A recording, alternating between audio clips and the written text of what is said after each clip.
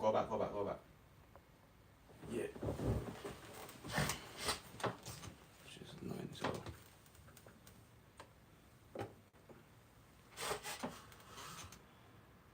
Alright, there we go.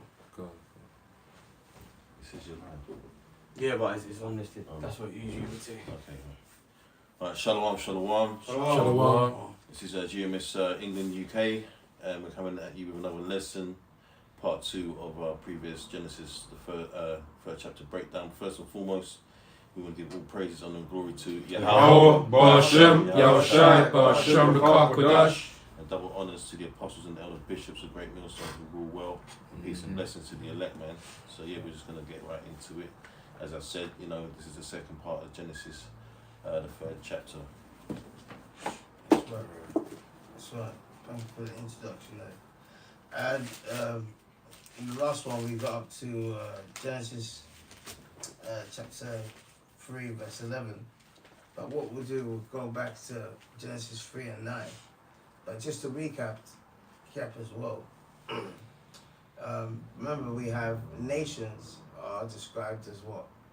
Trees. They're described as trees. Alright? The fruit is described as what? Philosophies, teachers. The philosophies of the other nations, alright? Okay, so we have to recap on that because many, the imagery that they've shown, especially Esau's shown, over the millennia is over, an actual serpent, that is around a tree. Oh, and a couple of cracker Adam and Eve's. Well, if that's the case, where did we come from then? If they were Adam and Eve, where did we come from? That don't make any sense. But if it's the other way around, does that make sense? That makes a hell of a lot of sense.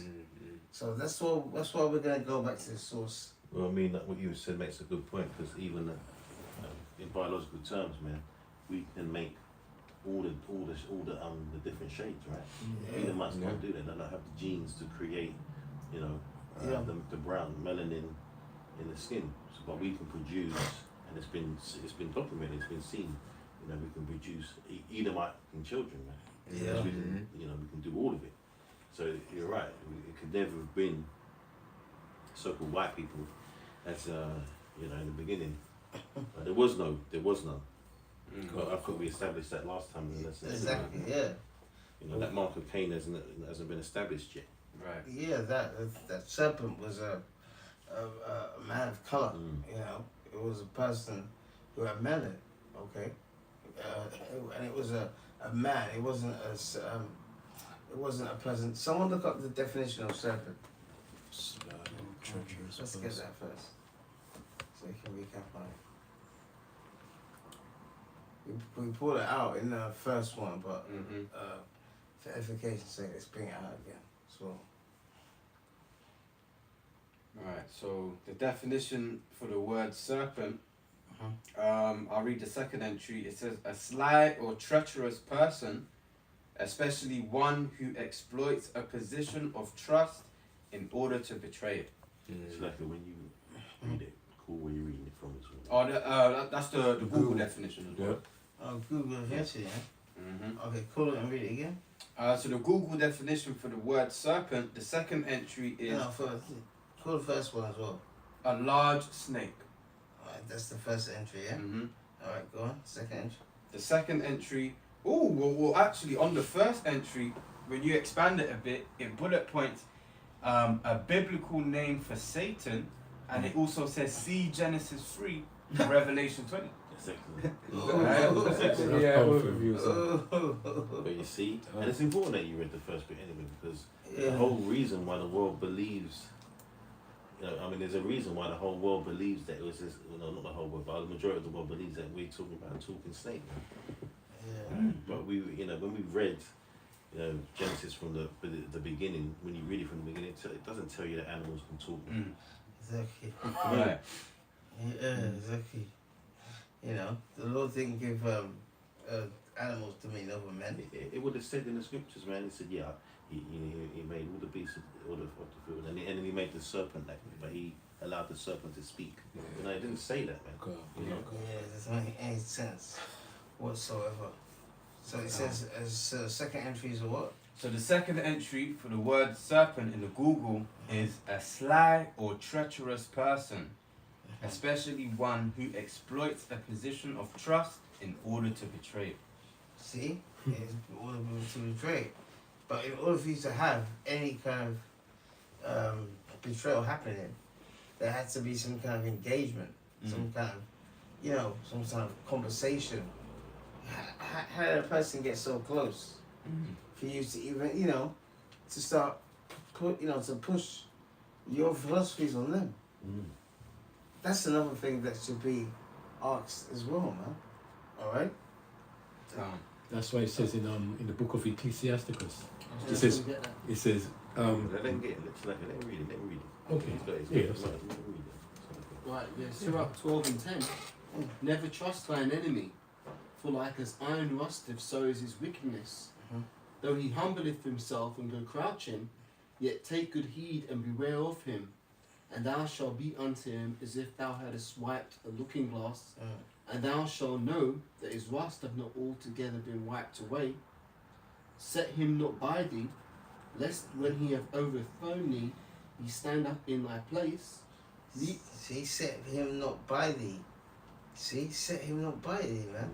So if you don't have, if you break that commandment, then the joke's on you. Whatever happens, man. The Lord is not having his words, all right? It was written on whether back then was orally or here now for us to ignore it, man. His words are what? Life. Okay? Life. And without them, well, what is it? Death. So it don't make any it don't make any sense that people are talking about it's a snake and everything like that. That it's a talking snake and serpent. There's no kind of a dominion of animals ruling over men. That didn't happen. So like, you know the history of this country well, and didn't they do that when we was in power, man? We had them, up in the courts, man, and they ended up, next to us as rulers, and then taking over, man. So that spirit of that serpent has been continuous. You can't let these Edomites next to you, man. They were plotting and scheming to take your spot, like always, man. You're right. But like I said, you know the history better than I do. Yeah. Precept. There's a bit more in this Bible, Kushai, if I may. Okay, go on. It says, verse 12, Surah 12 and 12. Set him not by thee, lest when he have overthrown thee, he stand up in thy place, neither let him sit at thy right hand, lest he seek to take thy seat, and thou at the last remember my words and be picked therewith. But here's the point I wanted to make. Who will pity a charmer that is bitten with a serpent, or any such as come nigh wild beasts? You see? And that's exactly what he did here with the English Civil War. 1 minute, 1 minute they're petitioning the king and saying, look, the king is oppressing us and not giving us due rights. The next minute, they're declaring war against the king. The next minute, they won the war. The next minute, they abolished the monarchy. So, but how did they get up in there to even have any power to get that? Because we disobeyed that commandment. Allowed them in. And we allowed them in. And the starting point of that was someone Googled the Black Death. I think it's 1348 to, so I think it was like 7 years. And in that 7 years, it killed half the population of England and half the population of Europe. That was the Lord not playing, man. Yeah, so the Black Death was a bubonic plague pandemic that occurred in Europe from 1346 to 1353. The name says it here, man. The The Black Death. The Black Death, man. Black Death. Black Death. You go, if quick side note, if you've ever been to the London Dungeon, right? They will show you all the history there with the mannequins and whatnot or they're not mannequins, but like the waxworks and that, right? Yeah. And they're all depicted as being Edomites, man. But in those times, they're so-called black people, man. You got to look into these names. There's the word black. Yeah, is in a lot of it features in a lot of areas and roads and towns, buildings in this country, man. And that's for a reason, because we were here, and you have to. So even in this truth, wrapping your head around that takes a while, man. Yeah. These crackers will never fathom that. I shouldn't even say crackers really, but these Edomites will never fathom that. They'll never fathom that. They can't believe that they haven't been in a position of power all this time. Exactly. Yeah. I looked up a little bit on the Black Death, just a little side note as well. Yeah. If I can bring it out. It says it's saying about the 1346 to 1353, and I tapped in, when did the Black Death reach the UK? It says abstract from the 1348 to 1350, the Europe was devastated by an epidemic. That's worldwide epidemic. Pandemic is local. Epidemic of plague, called at the time the Great Mortality. If I'm saying that right. Great mortality, and later the Black Death. The epidemic reached southern Europe from the Middle East and spread northward, reaching England in June 1348. God. Yeah, it's when it reached England. But the dates are correct on what you spoke at. I've got a precept. And I'm telling you, that was it destroyed half the population of England. Within 7 years. So the law wasn't playing, man. 7 represents completion as well. Yeah, exactly. So that was the kind of like the tipping point of like Jake having to need Edomites because of a labour shortage, because you've had 7 years of just death everywhere. So that's how they were able to get up into those positions of power. Who's going to be your blacksmiths, your bakers, your publicans, who's going to do these things? So that's how they got up in there. And once they got up in there, they gained more power, more influence. One generation led to another, getting more power. Another generation got more power, and then they started to outpopulate us in certain places in England. So that's how it led for them to supplant us, more or less. I've got a precept to add to your point. 2 Corinthians 11 and 13 says, for such are false apostles, deceitful workers, because you're saying that how they was able to get up close with us. Gives us an idea here. Deceitful workers, transforming themselves unto the apostles of a Mashiach.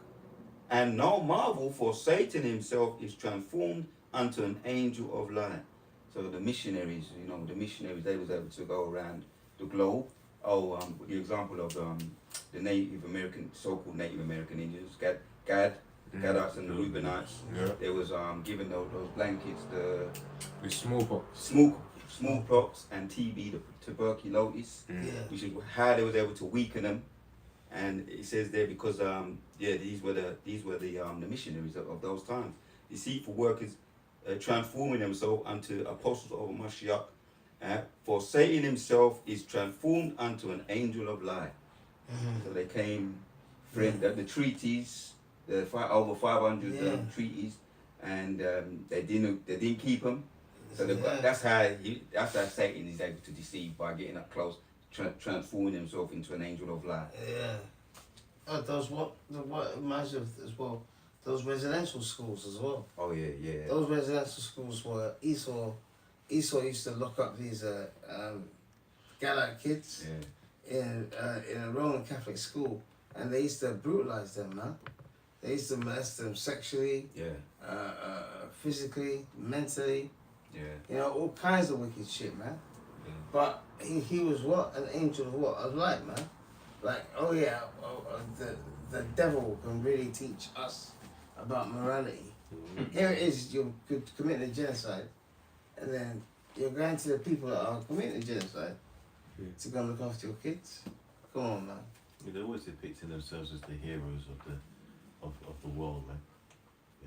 Yeah. Look at even when you talk about the movies, every movie you've seen with some Edomite hero in it, like there, and you know, it gives them this air of like heroism, you know. But really, they're the seed of the wicked, man. They can't be like that.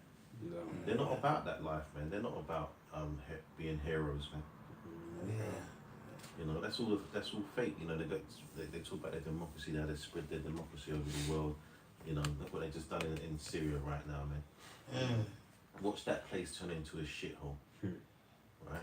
Watch it. Yeah. And they're gonna start mining for whatever's there. Yeah. With its oil, what there's oil there. You know, watch them put a central bank in there. That's the next thing after that. Precept. That's true. Oh, yeah. This is Sirach 19:22. It says, "The knowledge of wickedness is not wisdom, neither at any time the counsel of sinners prudence." Because you're saying about they can't teach righteousness. All they can teach is wickedness.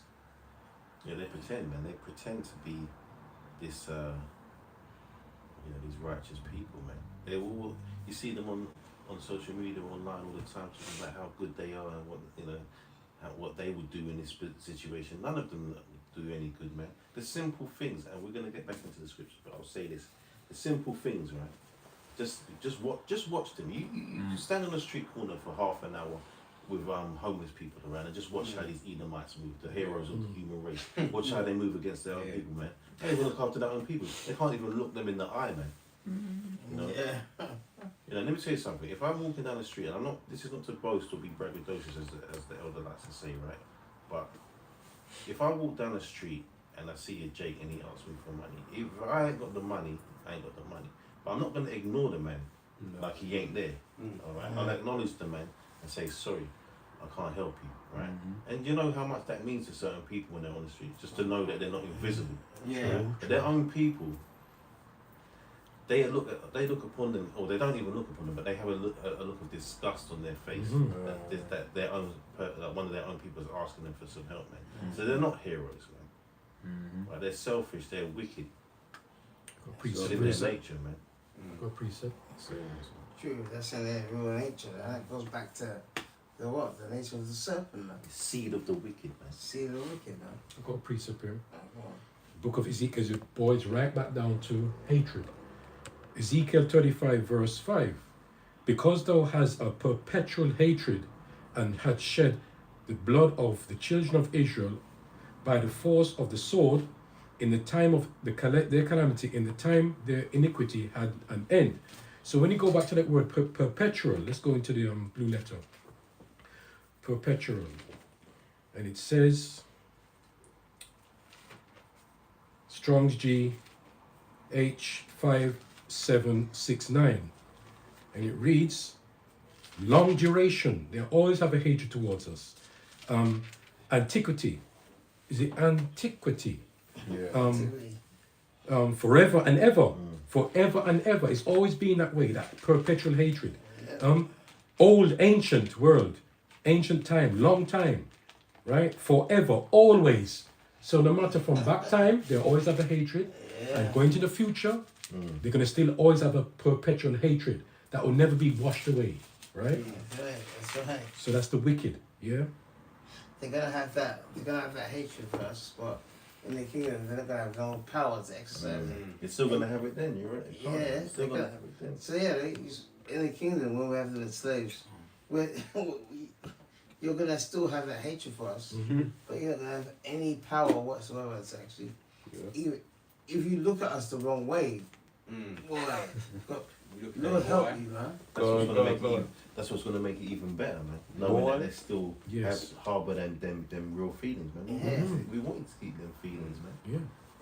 Because when we're kicking your ass, it's gonna make it even more satisfying. Yeah, you know. Yeah, I just made your daughter a comfort girl.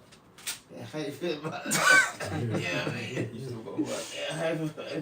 you still have to work tonight. Don't matter how you feel about your woman, your daughter being a comfort girl. You think I have no power to do nothing, man. But you know what? In slavery, they were doing that, and they were doing some real nasty shit with women, man. They were doing some. They would ever have like Christian wives, all right, on one, and have a nice Christian family, but then they'll have a slave who's a black woman, and then he'll be freaking off with her and doing all kinds of abominable, nasty stuff with her, and he'll involve his friends and everything like that. You know, all of that went down in slavery, man. All right, so all of that has to be And repaid, much more, man. and much more. All right. So let's start from Genesis 3 and 9. verse 9. Yeah. All right. So I just got a quick precept just to prove that Yeah. the serpent, wasn't a talking snake, because the scriptures say, "Let all things be done decently and in order." Mm. So when you go back to Genesis 1:26, it says, "And the power said, Let us make man in our image, after our likeness, and let them have dominion over the fish of the sea, over the fowl of the air, and over the cattle, and over all the earth, and over every creeping thing that creepeth upon the earth." So just right there goes to show you that there's no way it could have been a talking snake, man. That's Because beautiful. that's not the order that was set up. True. There's no way that it would have the power. Yes, Right. yes. Exactly, yeah. It's just totally out of kilter, and that kills it dead, which is a beautiful thing, you know. Simple though, really, when you really get into it, and these are the things that, it's good to know for the scoffers, man. The scoffers and the schoolers that want to come up and start talking about talking snakes and all of that, That Yeah. we have to, we're equipped, Yeah, You exactly. need, and you need to be equipped to be able to deal with these guys, man. Because they come up once in a while, So you want to go to 3 now, 3, 9, Verse yeah? 9. Yeah. Okay, Genesis 3 verse 9. And the Lord our power called unto Adam and said unto him, Where art thou? And he said, I heard thy voice in the garden, and I was afraid. He said the voice. He said, I heard what? I heard thy voice. I heard thy voice in the garden. And remember, heard thy voice was who? Prophets. The prophets, huh? All right. Yeah. So the Lord already had back then the prophets telling, look, Eve, Adam, you're going off there. You're not supposed. You can pull the scripture on. Yeah, you're not supposed to be looking at these Yeah, other they- trees. Basically, they're getting called out. Yeah, they're getting called out, So that's the voice. The voice of the Heavenly Father is who's through what? His Prophets. prophets, man. Quick precept. Just one verse. Luke 1:70. As he spake by the mouth of his holy prophets, which have been since the world began. Wow. And they go. So since the world began. So in the garden they had the prophets of the Heavenly Father. Alright? And they know right from wrong. Alright? And they are the Lord's ambassadors. Just like now with the elect.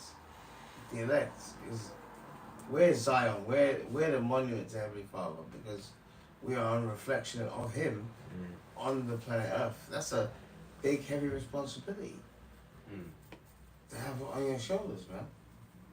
But it's a noble cause, and rightfully so. All right. So read that one again, verse 10.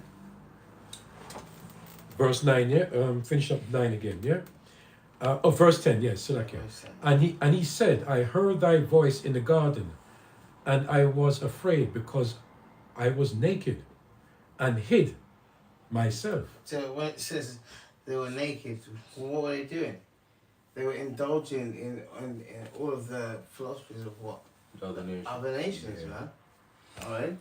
They were indulging in it. And I remember the person that was doing the selling of this kind of lifestyle was who? The serpent, man. So you can imagine back then, like now you have on TV like advertising campaigns and they sensationalize things. You can imagine the serpent back then is, you only know half of it. All that stuff over there, that homosexual stuff, that's okay. That's good, man. That's alright, man. Doing this is okay. It's alright. Enticing it. Yeah, enticing it. Come over here, you can do anything you Yes, want. that's out it. here. Yeah, you want, man. Yeah, You're but free. yeah, like Pinocchio, Pleasure Island, where the children get to run free and do whatever they want, but there's a price to it. Yeah. They're not getting turned into asses, which is a metaphor in itself. Oh, yeah. There you go. Yeah. See, so you know, yeah. But there's consequences for what? For actions, man. You know, and we were talking about the only one true way of the Heavenly Father. You know, so this is not something that should be taken lightly, man. So when it talks about them being naked, they're indulging in those ways, man. Now, who's got that Jeremiah 10:1? I've got that there. Yeah. But I had a quick precept, if I may, on that point. Okay, go on. Romans 6 and verse 23 says, "For the wages of sin is death, but the gift of the Most High is eternal life through Yahushua HaMashiach, our Lord." That's right. The wages of sin is what? Death. All right.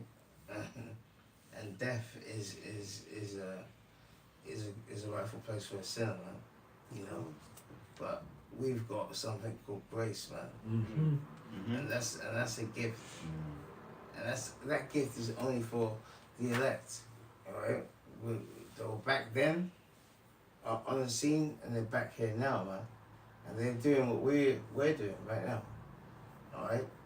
Rightfully dividing what? The word of what? The word of truth, man. All right. Quick precept. So yeah. So when it talks about them being naked. And I hid myself. Yeah, and they're being exposed for doing all their wickedness, man. Everything that they were supposed not to do, they were enticed to do it now. You know. Good. And when that happens, and you know that you should not have done that, all right. When you know primarily you've been taught not to do that, what happens? You have something called shame, man. I've got a quick precept, man. Just to back up what Brother Caleb just read, it says that Sirach 25 and 24 says, "Of the woman came the beginning of sin, and through her we all die." That's right, man. Through the woman came again sin, and through her we all die, man. You know, and that's a moral example of a man living through his woman. Right? Oh, yeah, so that I've got another precept just for because this is 1 Corinthians 11 and 3. It says, "But I would have you know that the head of every man is Hamashiach, and the head of the woman is the man, and the head of Hamashiach is the Most High Yahweh." So, first and foremost, she has no business trying to coerce him to do nothing, and he was a fool for listening to her in the first place. Call it He's sip. over her. Sip, yeah. He ain't supposed to be doing what she's telling him to do, man. It's the other way around. And remember, these the laws, although not being written, they were all, man. They knew the deal.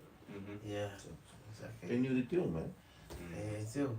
See, so that's why it talks about them being naked. Because once you start indulging in all those wicked philosophies, you ain't covered with the spirit of Yahweh no more. You're covered with a different spirit. I had this one guy years ago came up to us telling us Buddha is the way. And you know what? I think he fancied one of my friends. Because you know what? He came to the camp and he was debating. And once my friend came, he kept saying to my friend, Buddha is the way. Buddha is the way. And my friend, he's a big, muscly kind of tongue guy. I said to myself, you know what? I think he likes you, man. You know what I mean? But he actually believed that Buddha was the way, man. Buddha, man. It's bugged out, man. What can you do? What the hell is Buddha gonna do for you, man? Or any of these other false deities, man? Yeah, so that guy is extremely He's extremely naked, man. Yeah. All right. He's open to all the elements. He's basically naked. He hasn't got no covering whatsoever because he's bugged out, and the Lord has made him that way. All right. So that's when you indulge in those wicked philosophies. All right, that opposite to Yahweh's way, you're naked, man. Okay. You see, you got one. You got Jeremiah 10. Oh yes, Jeremiah 10. Thank you. Right, Jeremiah 10 from verse 1, it says, "Hear ye the word which Yahweh speaketh unto you, O house of Israel. Yep. Thus saith Yahweh, learn not the way of the heathen, and be not dismayed at the signs of heaven, See? For the heathen are dismayed at them. See, it says, learn not the way of the heathen. Heathens are who? Non-Israelites, man. Alright? Non-Israelites.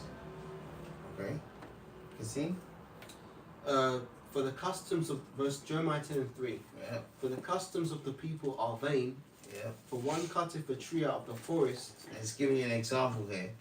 One of them is basically this Christmas garbage. And unfortunately, that was propagated more by our people, man. That's more wickedness by our people. Right? You see? One cutteth a tree out of the forest. Yeah. The work of the hands of the workmen with the axe. Yeah, They deck it with silver and gold. yeah. They fasten it with nails, with hammers, Yeah. and that it move not. See? But you said something there, man. Because it says what? Learn not the way of the heathen. Right? Mm. But we have heathens in our nation, man. Mm. Them jakes that are going off, they're heathens, man. Yeah. Yeah. They're heathens. Yeah. That's true. Israelite foreigners. Yeah, you are. You it's true. In their mind. You Israelites that are not in this truth and you're bugged out on something, you're heathens to us, man.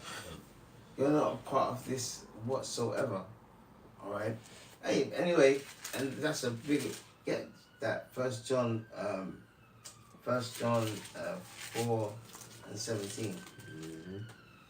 Because the Lord says he's gonna start at what? Oh, see. At the house of God. Oh, man. 1 Peter 4:17. Yeah. And we mean, they're not heathens as in the other nation. We have to clarify this sometimes. People. Yeah. But they're moving in a heathenistic way. man. Yeah, under the vibration. They're under the vibration, man. They're doing exactly what everyone else is doing, so they may as well be there, man. That's right. Foreign, like who said it? Israelite foreigners, man. Is it?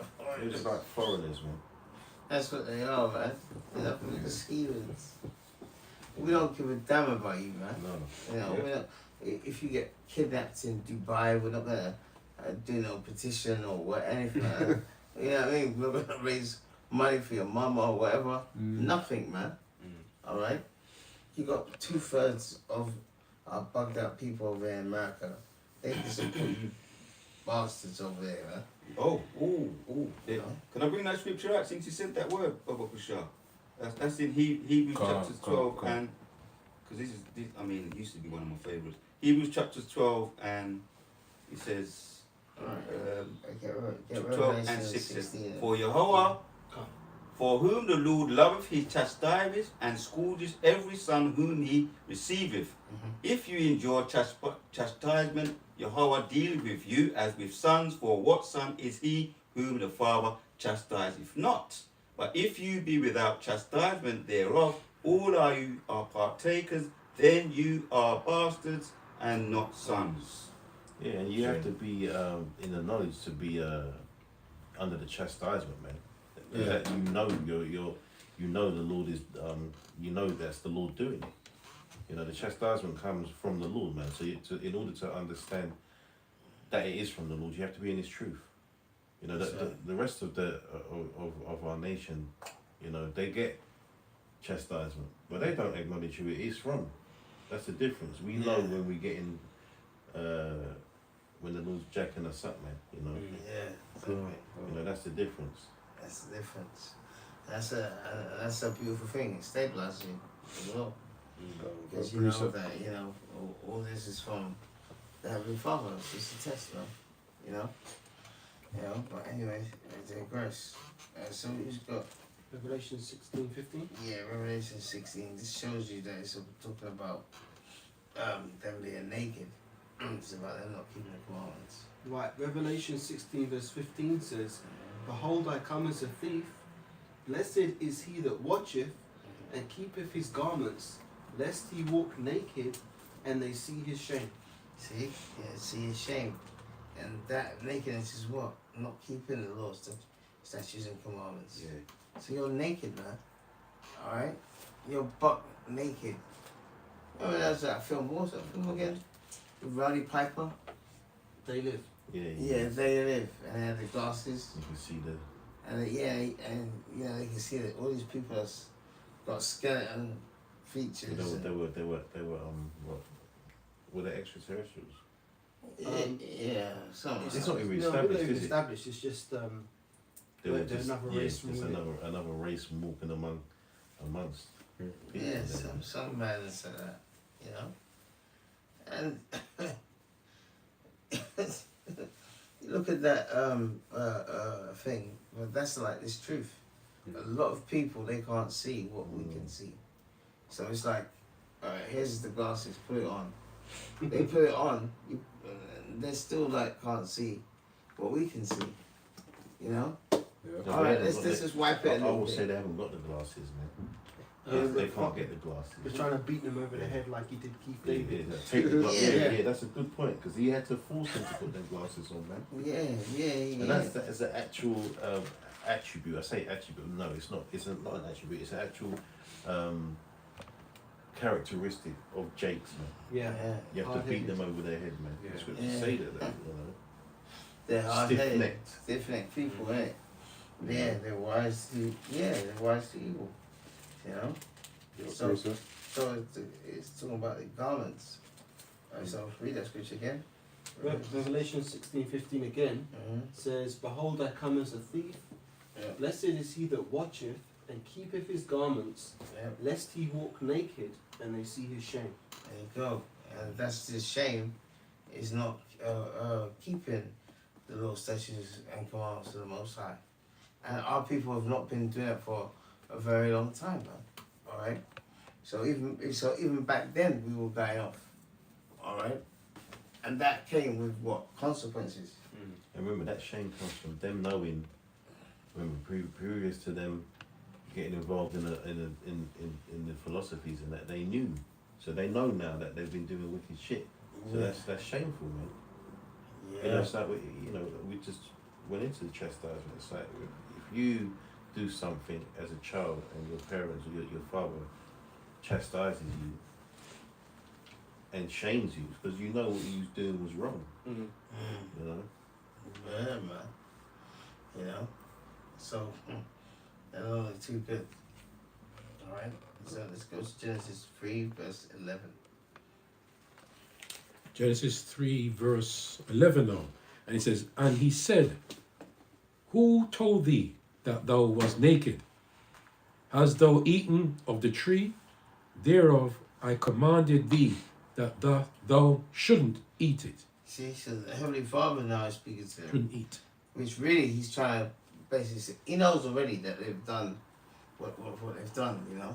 They've eaten of the tree, which is the philosophy of what they've eaten the fruit from the trees of the other nations. Yeah. The philosophies of the other nations. So, you know, so they've basically, how do I put this? They've submitted their will to their ways. They submitted their ways to their customs. They pledged allegiance to their gods. You know, they did vile acts. You know, to pledge allegiance to their gods. Who knows what kind of madness went on? Yeah. You know. Precept. All of the you know, the total opposite of what the Heavenly Father stands for was promoted and as something that is enticing, and it worked, you know, and it worked through what? A woman, man. All right, and that's the tale for our people today. That's what happens when you do what? When you live for your woman. And you allow your woman to have what? Agency. Oh, more or less over you, man. What kind of man are you? You know? Don't make any sense whatsoever. So yeah, the Heavenly Father knows, you know, basically what they've done, but more or less at this point, he's trying to see if they're going to confess. Right? Someone get me in the Apocrypha, get me Sirach 25, verse 24. Can't. This is Sirach 25 and 24 says, "Of the woman became the beginning of sin, and through her we all die. See, from the woman became the beginning of sin, and through her we all die. All right. So it was, and that's all about what is happening right here in the garden. All right, because basically, it was who? It was Eve that was enticed by this serpent, this man who had the spirit and cunning of a serpent, man. And he had subtlety. So he was cunning with it. So he was promoting every wicked act you could think of, man. You know, he probably started, you know, doing some actions himself, sensationalizing it. You know, this, that, and the other. You can imagine back then what this guy was doing. And it worked on him. You know, they broke ranks. So now, the Heavenly Father was like, look, you know, have you eaten of that fruit? Alright? And you got that. You read that precept. Alright? Go to the next verse. Genesis 3 and 12. Yeah, 3 and 12. Oh, so lucky. Genesis 3 and 12. And the man said, the woman whom thou gavest to be with me, she gave me of the tree, and I did eat.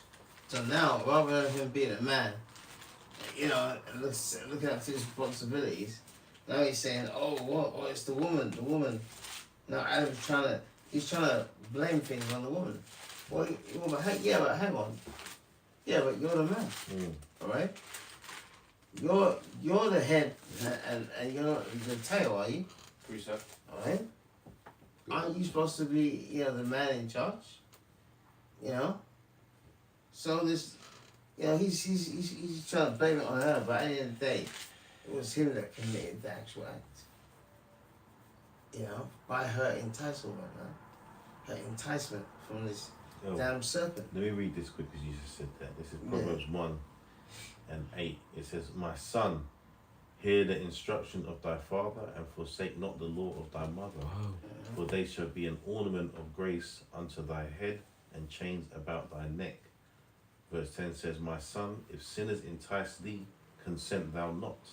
If they say, come with us, let us lay wait for blood, let us lurk privily for the innocent without cause. Let us swallow them up, alive as the grave, and whole as those that go down into the pit. That's a beautiful precept. So yeah, man, and that is another. These are commandments, man. You know, not to be enticed, man. You know, and that's what she did, and that's what the serpent did first and foremost. Yeah. And you're right, what you said, man. You know, he should have known better than to listen. But they were both going off, man, because she didn't know her place. Yeah. First off, she's out there talking to the next man, Yeah. being enticed. What, you know, he could have enticed her into all sorts, man. Yeah, for real. Precept. Got a precept as well. Yeah, so Adam, he's trying to blame Eve, but you know, the man is not supposed to live for his woman, man. Yeah. Again, 1 Corinthians 11, I got it. verse 8. You got it, yeah? Come on. That's the spirit. This is. Can I bring up verse 3 and then verse 8, Bob Kushra? Yeah, go on. 1 Corinthians 11 and 3. It says, but I would have you know that the head of every man is Hamashiach, and the head of the woman is the man, and the head of Hamashiach is the Most High Yahweh. Jumping down to verse 8. I just want to say that's the spirit because I read them two verses. Mm. Yeah. Oh yeah. Go on. How the feeling came up. Verse 8. It says, for the man is not of the woman, Yeah. but the woman of the man. Right. See? No, read the next one. Thank you. The water. Yeah. Neither was the man created for the woman, Yeah. but the woman for the man. There you go, man. Alright. That's the order of things. But clearly, alright, in this scenario, that wasn't happening. It was the other way around. You know? The woman was, you know, being enticed of these new philosophies, new lifestyles, you know, and basically, you know, she's loving it as he's suggesting it to him, and he's giving in to her. So he can't start blaming well, it's the woman that you gave to me. Yeah, but you're the one that still did the act. You know? Appreciate it. It's your woman, man. Alright? What does it say? It said the head of the what? 1 Corinthians 11:3. But I would have you know that the head of every man is Hamashiach, and the head of the woman is the man. Is the man. That's the order of things. Alright? So clearly in this scenario, that order wasn't wasn't being followed. Alright? It was non-existent, man. Alright? And the opposite of the Heavenly Father is what? Confusion. Right. That's all it does. That's all it brings. Alright? You know? Go precept. Yeah, well. This is 2 Corinthians chapter 11:3. But I fear lest by any means, as the serpent beguiled Eve through his subtlety, so your mind subtlety, so your Subtlety. Sometimes it says subtlety, you know. Oh, it literally says It's subtlety. Okay. the same thing. Yeah. Okay. So like I said, 2 Corinthians 11:3. But I fear lest by any means, as the serpent beguiled Eve through his subtlety, so your mind should be corrupted from the simplicity that is in Hamashiach Yahushua. Okay. I've got a precept as well to back up that, if I may, Baba Kushal. Yeah. 2 Corinthians chapters 2 and 11 says, Lest Satan should get an advantage of us, for we are not ignorant of his devices. Because as you were saying, that the man is the head of the house. So the women, you know, the man is the head of the house. He actually was given abilities or what is necessary to see Satan's tactics, his devices. Yeah. Because the Most High gave it to the man. The woman is more the weaker vessel. So Exactly. she's gonna, as we know, from what we can see today, she's being deceived left, right, and centre. But originally in the garden, the woman, Satan went to the woman because he knew that she was a weaker vessel. Right. But as men are supposed to take their stand, take the lead, being the head of the household, because he gave us what we need, and that protects the household if the law was followed. But obviously, it's not followed. But even today, we get. Even in this truth, we get temptations and whatever the case may be. We know when they're temptations, when it's you know, from the left hand side, because the Most High gave us discernment and the spirituality to be able to decipher the two. So this is why it's saying this 2 Corinthians 2:11 again. Lest Satan should get an advantage of us, for we are not ignorant of Satan's devices. And obviously, the more we come to the MOTB, that's it's in the pipelines. It's not made mandatory, but it's in the pipelines. We're coming to understand and be aware of the way that they're going to try to introduce that, and plus the loosey juicy. We've seen how that is operated as well. It's going to be very similar to that. The pandemic, what we see in around 2000 and 2000 up to around 2003. These were all Satan's devices, but the elect, even there's always good testimonies when you talk among the elect about the loosey juicy. You always hear good testimonies because they was given what they needed to you know, to be wise to it. Yeah, of course. Yeah. And that's the whole purpose of what the Lord has in store for the elect, man. Is them to be a vehicle to bring out truth, you know, and it's all linked together. You know what I mean? 144,000. We're all connected together. We're linked together, man. All right, we're the first fruits. So this is something that is a special honor, man. You know, and this is something that should be taken, what's the word, lightly. You know, we don't take it lightly at all. Okay. All right, now read verse 12 again. Genesis Okay. 3 and 12. Genesis 3:12 again. And the man said, the woman whom thou gavest to be with me, she gave me of the tree, and I did eat. Yeah, so now he's trying to blame it on Eve. You know, that it was her fault, etc. But no, the Lord. Someone get Proverbs 31:3. You're not supposed to give your strength to a woman, man. Yeah. You know. Yeah, Proverbs 31:3 says, Give not thy strength unto women, nor thy ways to that which destroyeth kings. There you go.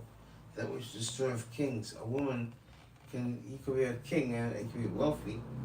You know, let's just say you're a wealthy Jake in this society. Alright? And then you get these really beautiful Jake women, you know. Like, let's say you're a footballer. One of these Jake footballers. You go, you know, you meet one of these wags or whatever they call themselves. Light skinned titties, you know, arse out, titties out, you know, looks nice. Going out with her. I'm telling you, man, that one woman alone can destroy Yep. a man's career, Precept. you know, everything, man. Precept 2. You know?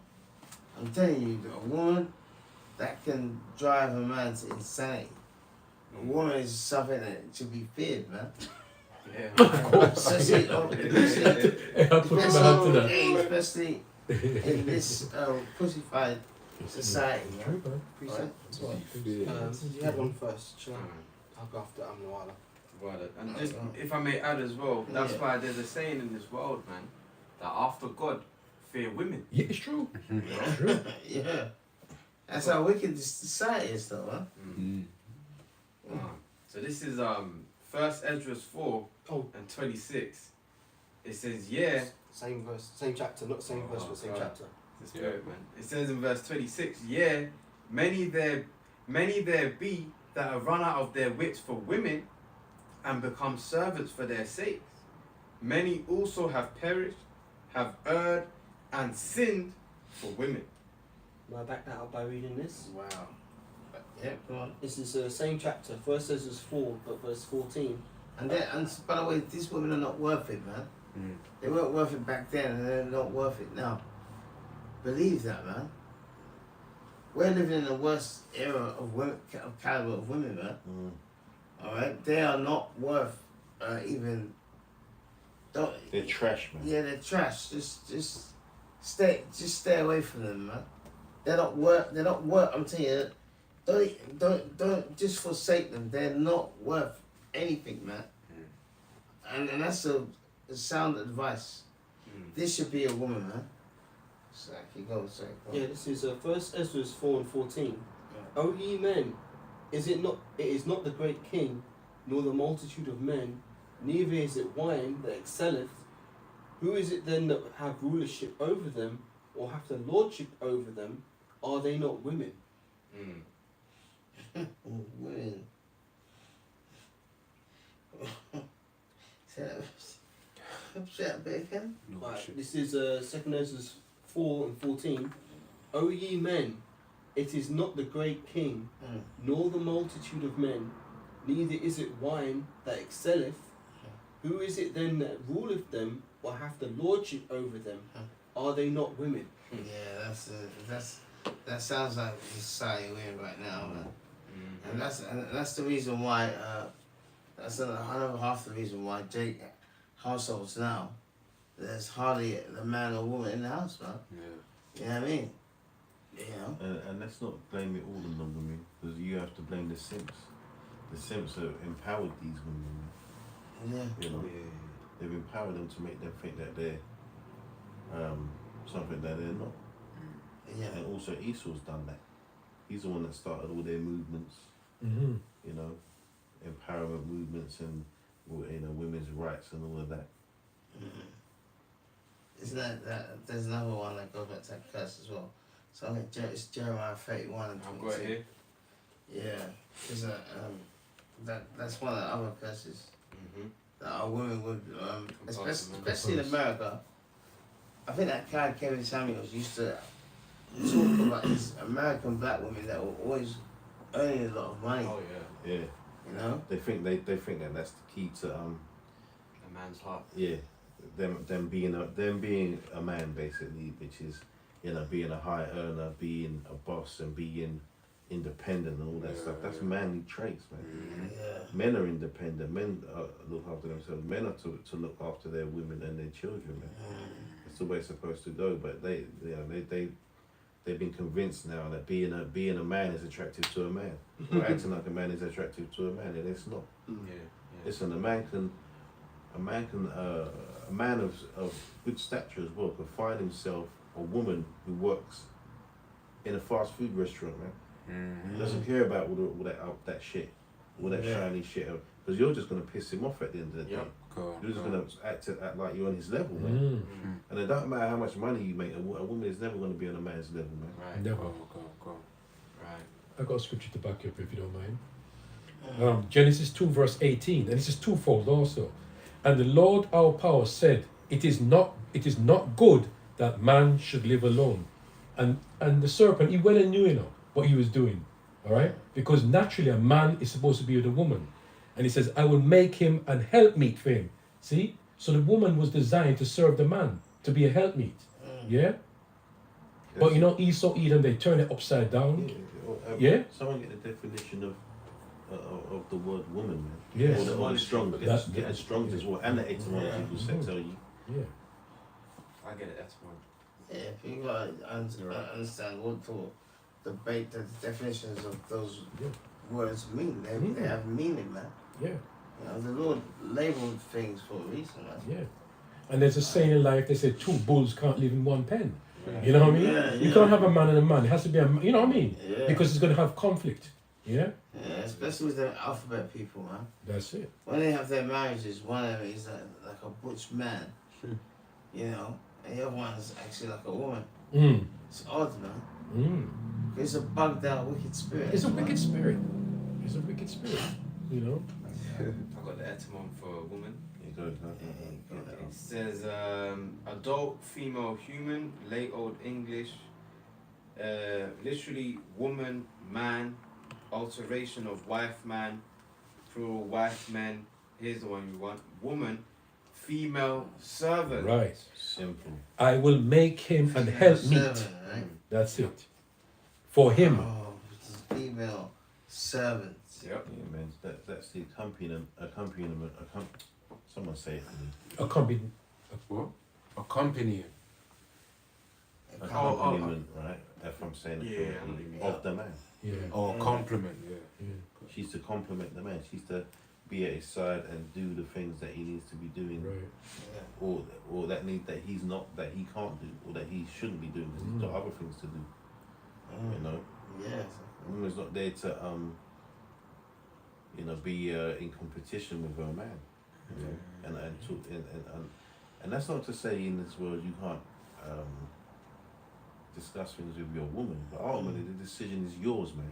Right. I always remember that the decision is yours. Yeah. And the women that are gonna hate what we're saying, man, this is for you, because there's women there are a few women out there that understand these things. Right. Very few, but there are some. Precept? Unfortunately, many of them Yeah, are for sure. our women. A lot of our women, you despise any of this. Therefore, you despise the Lord. Therefore, you're gonna be destroyed, man. Mark our words. Don't think this is a game that we're playing. This is a dead serious thing that we're doing. All right. Don't think you're gonna. There's no sneaky ways out, man. All right. Many things are gonna happen, man. Women are gonna get ravished. How about that?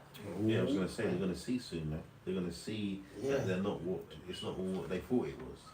They don't have as much power as they thought. Listen, all the power that they have is given to them by men anyway, man. Exactly.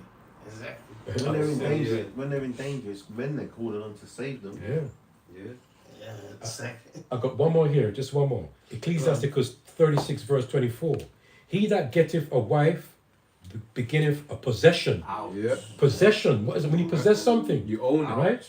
Yeah, Right? that's a stone cold He one. that getteth a wife beginneth a possession, and a help like unto himself, and a pillar of rest. Yeah, so that means peace, man. Right. It's supposed to be peace unto you, To man. comfort your man. And you're owned, man. You're supposed to be owned. We're supposed to own you. Yes. Don't get it Yeah, twisted. yeah. It doesn't mean you see the women when they want to start thinking of the next level now. So what? You're gonna start doing this? No, we're not saying that because you're a possession to us that we're gonna start doing wicked. That'll be going off, man. That's right. Yeah. Yeah. That's not the point. But if you're doing what you're supposed to be doing and we're doing what we're supposed to be doing, all through the through the truth, through the spirit, through the word and all that, then everything should be rosy for everyone. Right. So that's the way the Heavenly Father has set things out. Yeah. You know, whether you like it or not, man. You know, pussyfooting around you, nobby over there, man. If you don't like the Heavenly Father the way he's set up, the patriarchy, then tough, man. Mm-hmm. You know what I mean? Precept, it says 1 Peter 3 and verse 6. Even as Sarah obeyed Abraham, calling him Lord. There you That's go. it, man. Lord, man. And Lord means what? Master. Yeah. How many women are going to say that right now, man? No way. You know what I mean? And say, yeah, I want you to call me master. They're going to have a hissy fit, man. You know what I mean? They're going to have some kind of amphibious stroke. That's not going to happen, man. The average woman is the average black woman is not going to do that. She will do that for her master. Let's say the average Israelite woman. Esau. Because they're all the, and Yeah. even all these women now, man. Facts. Yeah, it's true. All these women. All of that, man. All You've been lied to, man.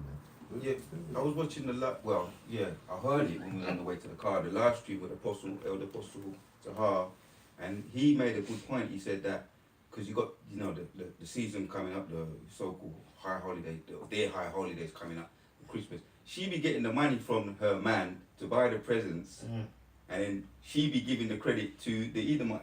She wrap up the pet present, put it underneath the Christmas tree, and then she be telling her son that Santa came and gave him the gifts when she got the money from her man. Maybe she got her cheeks clapped for them, man. Right.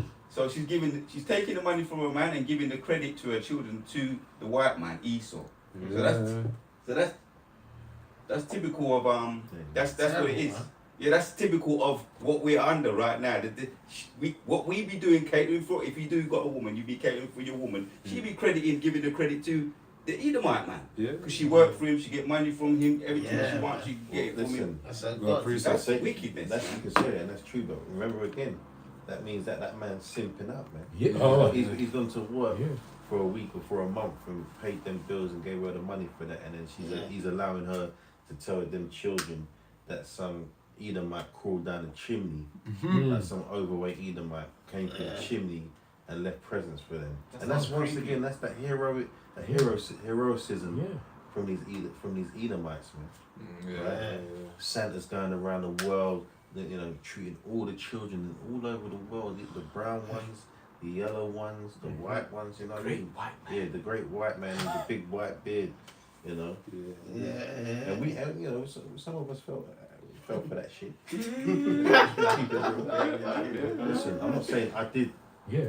I will say this. When I say fell for it, I mean as a youth. Yeah, with the present. Yeah. Of course, as a grown Yeah. Not as a grown up now. Listen, We are ignorant of listen, Satan's my, devices. listen, Yeah.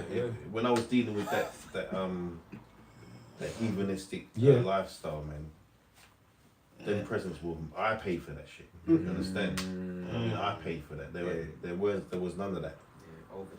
You see these scriptures, they're so powerful because it's knowing the truth should set you free, right? Before I used to go into that paganism, the Christmas thing, and what I learned in the truth is that when I used to put the presents around the tree, what you do, you bow down. You bow down to pick up the present. Right. So you're worshiping actually Nimrod. Yeah. You see? Yeah. So it's Calm, twofold. calm. You see? That's why they put it under the tree. Put it under the tree for you to bow down, to pick it up. So it's all twofold. This world is wicked, man. This has to go. It has to go. And a lot of that Yeah. stuff was instituted by Yeah. our forefathers who were Roman Catholics, man. Mm. All right, that's why the Bible calls them what? False prophet, man. Yeah. That's a shameful chapter in our history, man. Which is not something to be proud of. It's actually something to be actually ashamed of, man. Got a precept. Go ahead. This is Micah chapter 7 and 10. Then she that is mine enemy shall see it, and shame shall cover her, which said unto me, Where is the Lord thy power? Mine eyes shall behold her, Yeah. now shall she be trodden down as the mire of the streets. When that trolling happens, believe me, man, the Lord's gonna put a spirit on us to be cold, man. Oh, You know what I mean? The Lord's and people around you, man. Yeah. Yeah, you're gonna look for help left, right. So no one's gonna help you, man. Like that woman in Brickgate, the woman that got bricked in her face. She lied about that. Yeah, Yeah. she did. Yeah, she lied about it, but at first she was like, oh, I got bricked, and you lot went around and no one did anything. So what, man? Why should they help you? And it turned out that she was a liar anyway. Right. You see? But if I remember correctly, Yakar, with that case, to show just how, many men have run out their wits for women and just this world in general, I believe she actually had a GoFundMe set up. Yes, because of yes, that. it's true. And if I'm not mistaken, Yeah, you're right, I you're right, remember the you're right. exact figure, You're right. but I remember she raised something in the 5 figures. 5 figures. And you know where she did it to cut here? She did it in the hospital when she was on in her gown, because she had her face was swollen. She took a selfie. A selfie. Continue, brother. But now we're in a time where, these men are going to be seeing women getting ravished and all kind of things happening. But hey, everyone's going to be in that same spirit of working out their own salvation. But the only people that are going to receive the salvation are the elect. They ain't gonna be worrying about you dusty ass women, man. Regarding that GoFundMe, I can guarantee you the majority of the funds came from men. Yeah. Of course. Women ain't dipping their hands in the markets, mate. Black They queen. ain't doing that. Yeah, They're man. selfish, man. Women are like children. They're selfish. Yes. Exactly, man. That's the case. That's why we're not bothered about these women, man. They're not worth your time, So what we're talking about really here, the weaker vessel. That's what we're talking about really. Yeah, that's it. The weaker vessel. Weaker vessel. We'll continue, shall I continue in Genesis 13? 13. Yeah. 13. And in Genesis 3 verse 13. And the Lord our power said unto the woman, what is this thou hast done? And the woman said, the serpent beguiled me, and I did eat. You see, so she's basically she's admitting that, listen, I was beguiled, Now look up that word beguiled, man. Right? In the blue letter. Yeah, it says here, beguiled, ex patao, in the Strong's G 1818, it means to deceive. To what? To deceive. To deceive, you see? So he used his all the powers that the Heavenly Father gave him, alright, to more or less live out the Lord's will.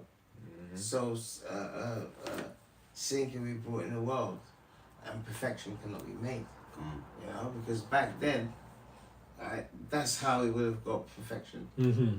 Alright, we would have got perfection by, implementing the law, statutes, commandments, right, and living off them, etc. Once you do that, you're fine. But once you enter into sin now, alright, sin come creeping at your door. Yeah, I got a precept. There's a consequence for those actions. Alright, Yeah, on your point to back you up, Romans 5:12 says, wherefore, as by one man sin entered unto the world, and death by sin, and so death passed upon all men, for that all have sinned. All of us have sinned. All of us have fallen short. 100%.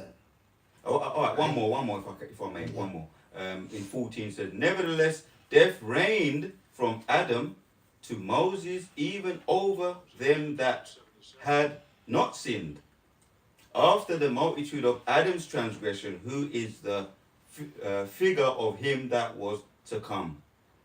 Yeah, so he was really. Oh, we mentioned the word simping. I mean, simping. If you want to call that, would be the first sin, Adam. As sad as it is to say, that was the first sin, Adam. So that he sinned because he didn't stand his ground with his wife. He took the fruit, not Adam apple that got stuck in your throat. Therefore, we call it the Adam's apple. But the fruit, you understand, which was the philosophies of the other nations. He took it. He could have said, there's all other scenarios could have played out, but he decided to sin. Therefore, sin entered onto the world. Exactly. He did sin out. At the end of the day, he's trying to say, well, the woman that you gave me, no. At the end of the day, it's down to you because you're the man, man. The man has agency over a woman. All right. It's at 2 Corinthians 11. No, we're going to verse 3. The precept.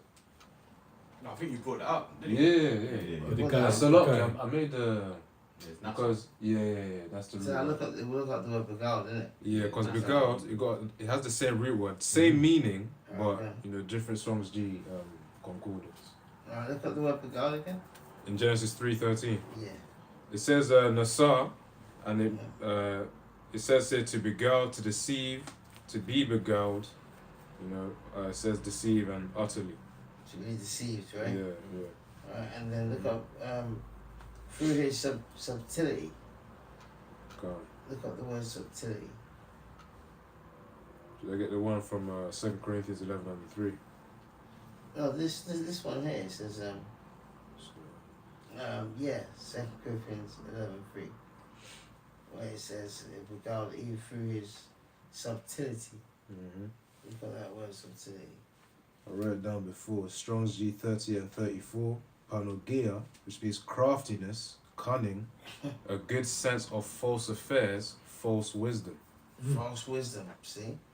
False wisdom. So that's what he was feeding her. Yeah. Feeding her with all his false wisdom of these bugged out philosophies of the other nations. Yeah. And she submitted. She gave. She more or less. What's it called? Pushed this to Adam, and he, actually partook of this wickedness. But at the end of the day, it's down to him, because he's the man. All right, he's one that is supposed to have her, in straightly, and give her in strength unto woman. All of that went down the window, man. He didn't follow that. Okay. Yeah. Someone get Surah 9 verse 9 as well, please.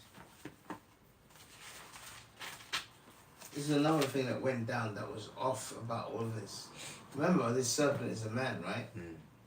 So now he's talking to, another man's wife. That's off as well. Adultery. Got the precept. Alright?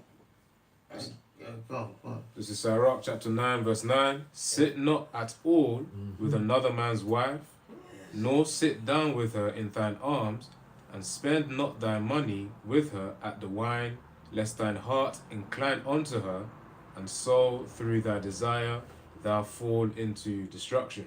Destruction. What is that? Committing adultery. And that's what that does.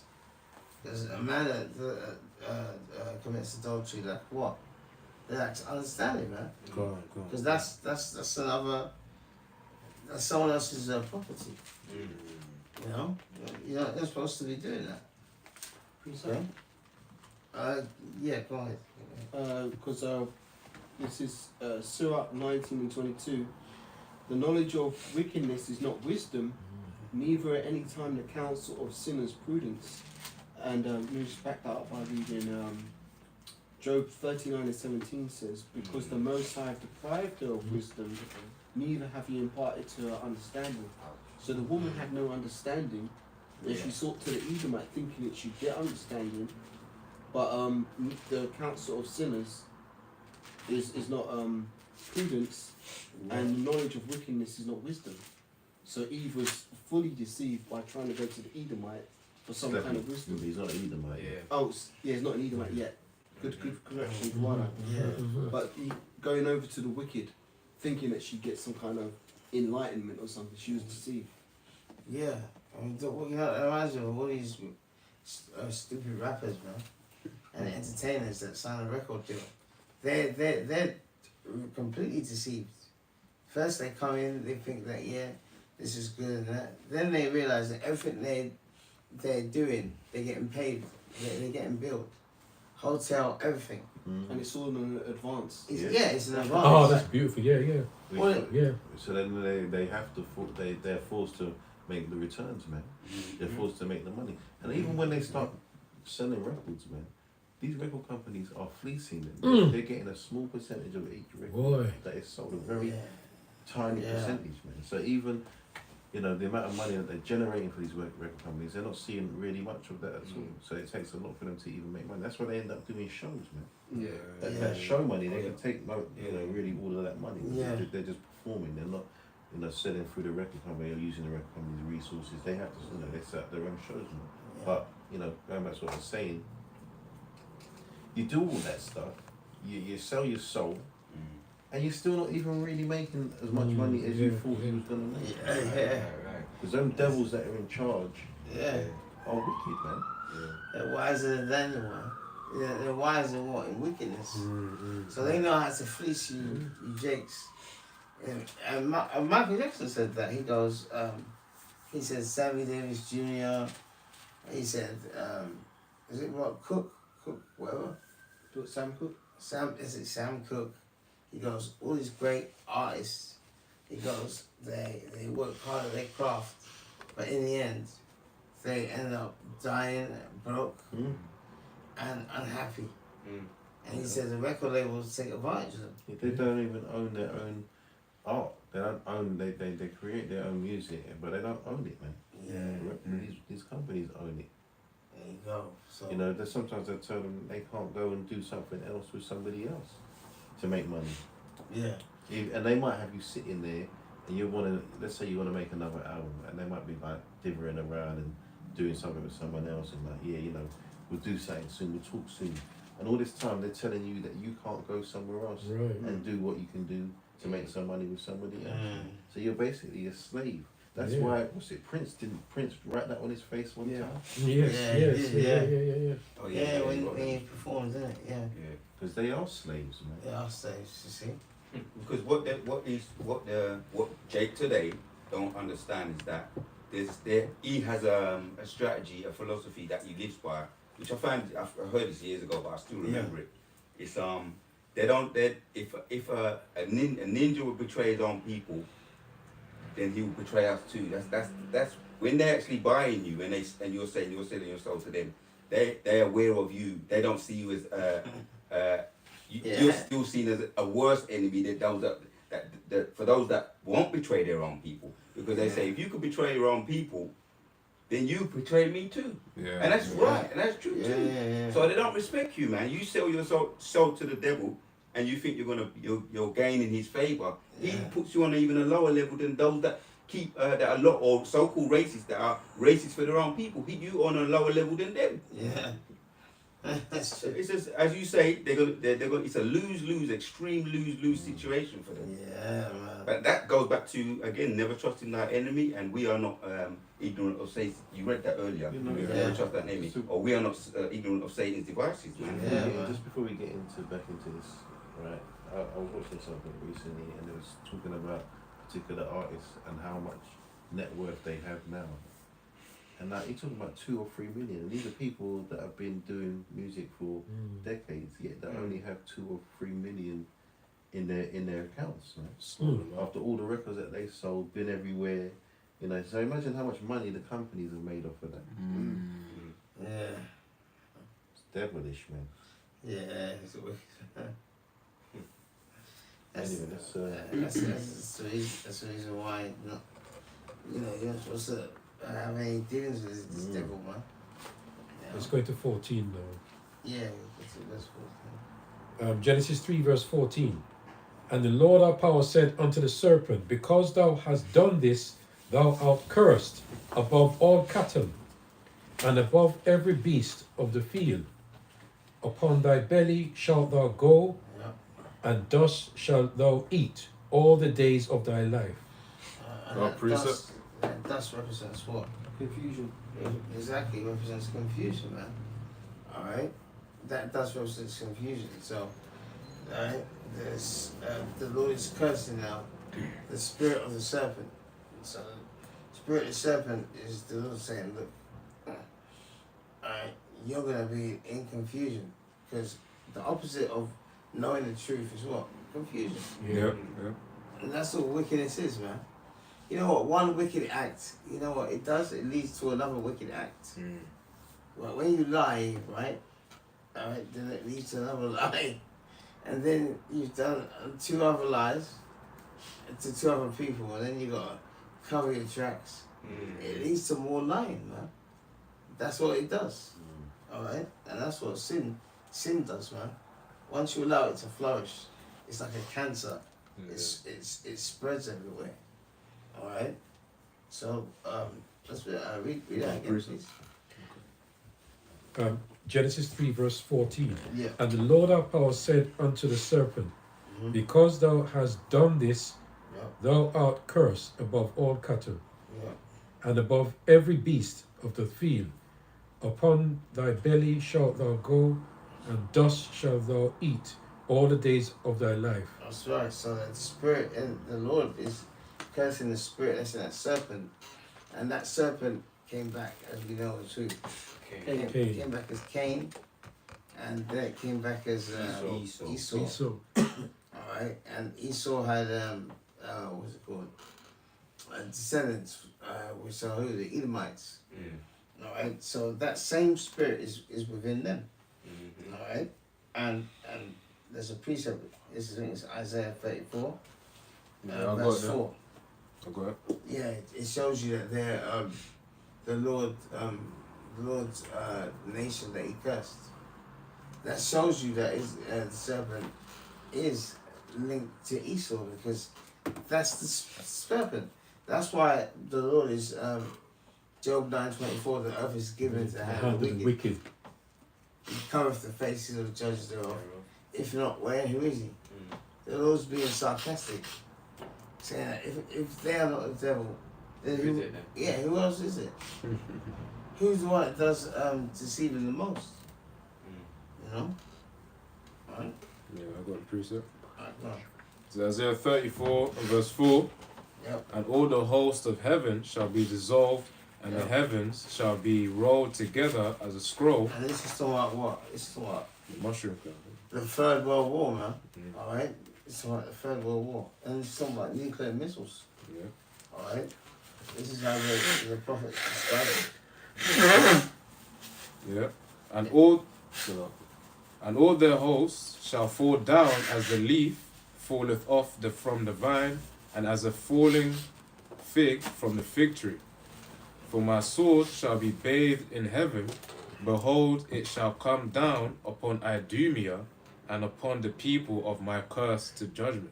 See, when my curse to judgment. See, the Idumea. Now, who's Idumea? Edomites. Yeah, Greek, Edomites. Greek, Yes. So that's the Greek way. It just shows you, man, the Lord is not with the Edomites one bit. Exactly. And you know what I get? I get the reason why some Edomites go up to Israelite groups and videotape it, because it's like a rejection, isn't it? Mm. Because the whole world is theirs, really, isn't it? Mm. You know what I mean? But in this one thing, this is the only thing that rejects you. You know, and you know why it is? It rejects you because it's the truth. And condemns you, And man. it condemns you, Mm. you know? Because this word is about truth, man. Imagine knowing that the Most High Yahweh is real, yeah, and he hates you. The most powerful being that is eternal, the creator of everything and all the spirits. He hates you, man. He made you as well, and he hates you. Imagine that.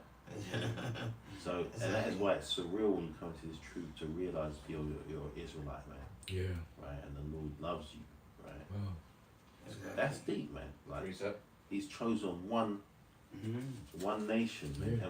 and we happen to be them people. Yeah. After all this time, yeah, of being at the bottom, now we find out that we're not really at the bottom. We're not really supposed to be there. Mm. Right.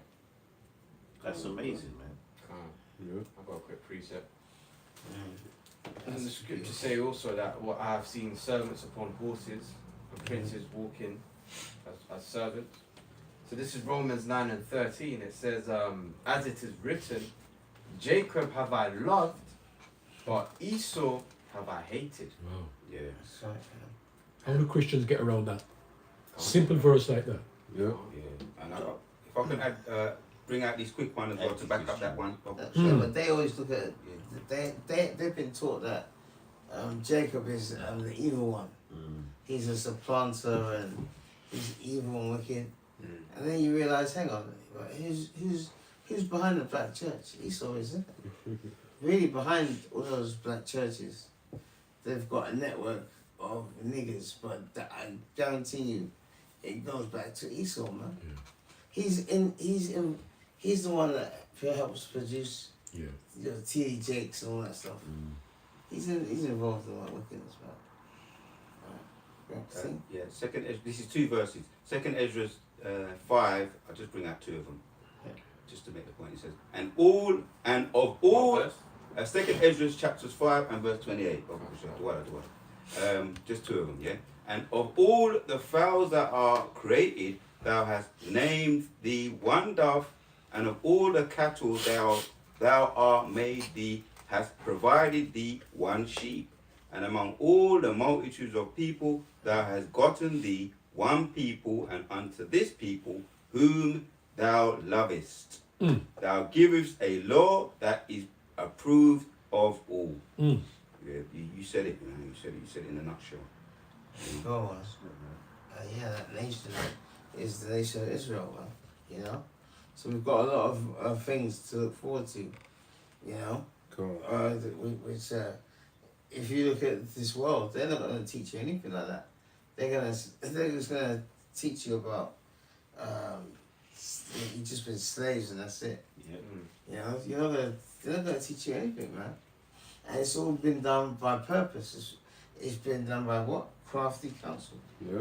Alright? They've done that. Okay? So that's so now the serpent is being cursed. The Lord is like, no. Alright? There's gonna be a consequence for your action of what you've done. Alright? Get Job 30 verse 1 as well. Alright? Yeah, I got that. This is Got Job. that, yeah? Yeah, cool. Good, because that's a part of the curse as well, because there was a period of time where when they had the Roman Empire, alright, and Jake took over, there was a time period there when Jake and the other dark nations drew them away to the Caucasus Mountains, man. Alright? And they don't like to talk about that, but there's a good book called Who is Esau Edom? That book goes into it, man. And we were talking earlier on, that book was what, £900 at one point, but then the Lord got us to get it for £60, you know. So hey, the Lord always provides what we need, man. Alright, but that book talks about that period of time of the darker nations, including us, drawing these Edomites to the Caucasus Mountains, man, and how they were living back then. And they were living foul, man. Alright? Job 30 verse 1. Go on, this is Job 30 and verse 1. Yep. Says it, but now they that are younger than I have me in derision, whose fathers I would have disdained to have set with the dogs of my flock. Yea, whereto might the strength of their hands profit me, in whom old age was perished. For want and famine they were solitary, flying into the wilderness, in former time desolate and waste, who cut up the mallows by the bushes and the juniper roots for their meat. They were driven forth from among men. They cried after them as after a thief. Yeah, because they were thieves, man. When they had the Roman Empire, how did that empire expand? Through plundering, man. You know what I mean? Through taking down these other nations, man, with violence, man. Go and watch Gladiator 2, the opening scene. I claim this in the name of Rome and the city. You know, and they just killed, literally in half an hour, like 500 people to do it, man. Yeah. So that's how they were. They were thieves. Okay, continue. And they cried after them as after a thief, to dwell in the cliffs of the rock of the valleys, in caves of the earth, and in the rocks. In caves, in the rocks. What's that talking about? That's talking about like Caucasus Mountains, man. And that area is where Russia is, but there's a southern part, and the southern part of Russia has a border with a country called Georgia. Yeah, there you go. That's where the Russia, Georgia. that's where the Caucasus Mountains are, right at that time. I don't know, that area there. Alright, and it wasn't just Jakes that did it as well, it was all the other nations, because when you look at the Roman Empire, it was actually very multicultural. All right, Esau don't want to show you that. He shows you a little bit of Gladiator too, but he just puts it in there. But when you do actual research, the Roman the provinces were very multicultural. So when they were falling, and Jake was going to power, there was a time where the Dark Nations got together and fled a lot of these Edomites to this area called the Caucasus Mountains. Alright, and that's what this is going into. Continue. What verse do you have? Verse 7 now. Right, go on. So Job 30 and 7. Among the bushes they brayed under the nettles. Yeah, They were gathered together. They were children of fools, yeah. yea, children of base men. Base man is a low man, man. Alright, a base man. Alright, a base model. Alright. The base spec. Yeah, but yeah, imagine going to a car dealership. You want that car, the base model is the lowest one. Alright, continue. And also it said among the bushes he brayed, man. So that further shows the lower state he was in, because what does it mean to braid? So he isn't that That's why he's always so I don't mean to interrupt, but I need to say that's why when he shows his documentaries and he shows the cavemen, it's always them he's showing. He doesn't show cavemen looking like Jake's, man. There's no brown cavemen according to him. And when I was young in my youth, I used to always wonder, well, how comes they're used to believe that they were the first. How comes they're the first? It's all these white people that are in the caves. Where's the brown people? But no, that's right. Now I see, to see the truth. Now we know that why that is because that's not even going back as far as they want to tell you. It's going as far back then. Yeah. While they were doing that, other people were walking around civilized. Right. Using their words, man. Mm-hmm. Yeah, they do. They've just, they've turned everything upside down to make out like they're the great people, but then they're pioneers, man. Yeah, they're the pioneers of wickedness. That's the only thing that they're good pioneering at, man. That's all they've been good at is pioneering wickedness. And I want to read this as well because you get a lot of people when we bring out the scriptures about the demise of Esau, Edom, right, and the wickedness of them. People, there's certain people that want to say that the Edomites are done away with, right? Yeah. But it tells you in Sirach 4 Desperate. and 4 and 16, it says there is no end of all the people, right? Even of all that have been before them. So there is no end to the people, man. There's no end to the nations, right? All the nations will exist, man. Yeah. The Lord hasn't done away with any particular nation, and why would he? Why would he have done that already? Even if, let's just say, which he hasn't obviously. If you're saying the Lord has done away with the Edomites, that just goes to show you that the Lord can do away with the Edomites, man. And they will be, Obadiah 1 and 18, man. Right? Yeah. You're Or right. Obadiah 18, I should say. They will be destroyed, man. But they're still around today, man. Edomites are still here. Look on the kingdom. What's going to happen? Who's going to go into slavery? Exactly. And regardless, we read it, Job 9 and 24, man. The wicked are alive and well today. Man. That's it.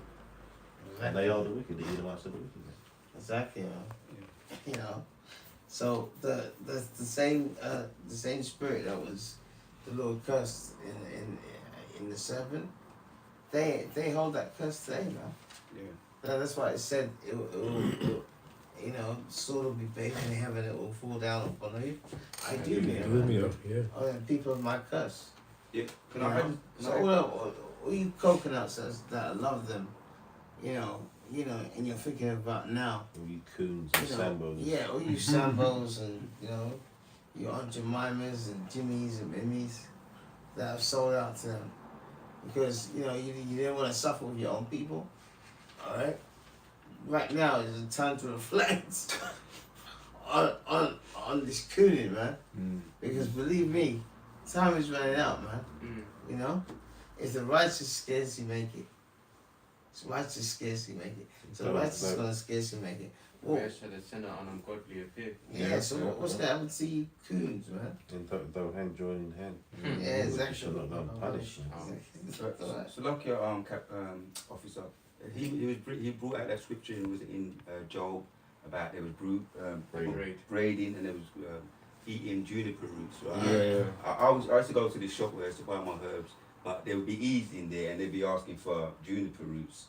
So the spirit of the Lord had it in their mind for them. When I just out of curiosity, I just looked it up because it says the benefit juniper berries. The benefit, it says contain vitamin C and other antioxidants that may help protect cells from damage. Contain plant compounds that may help reduce swelling.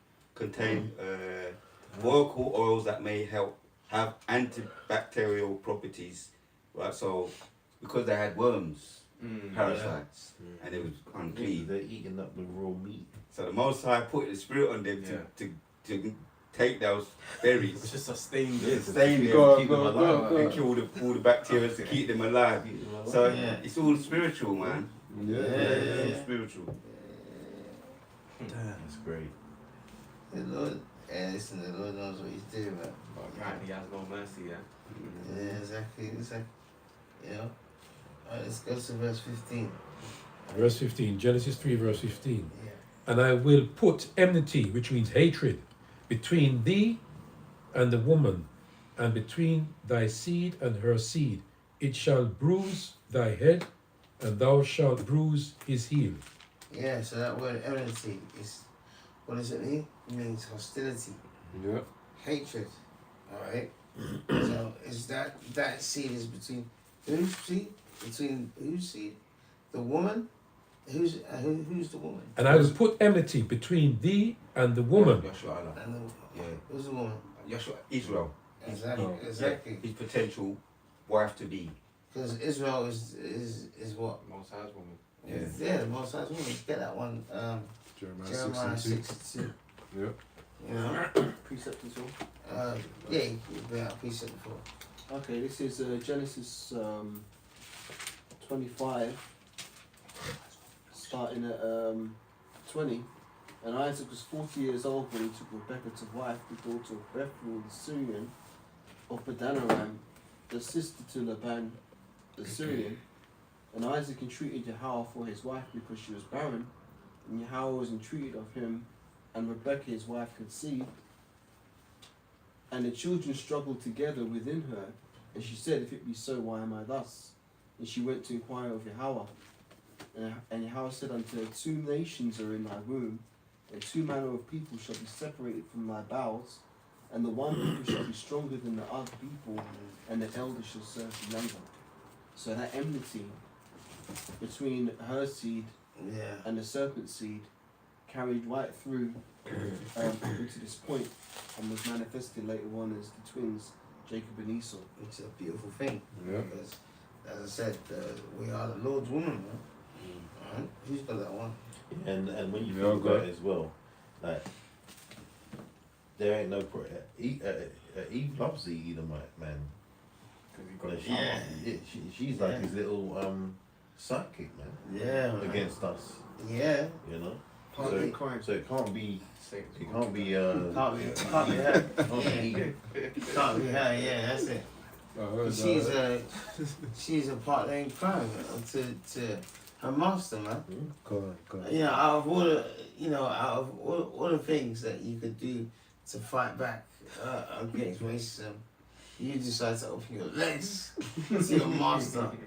How's that gonna help the cause of your people? Just creating more Edomites. You know? Yeah, bringing forth more tears, man. Alright? Add that in the lesson. You know?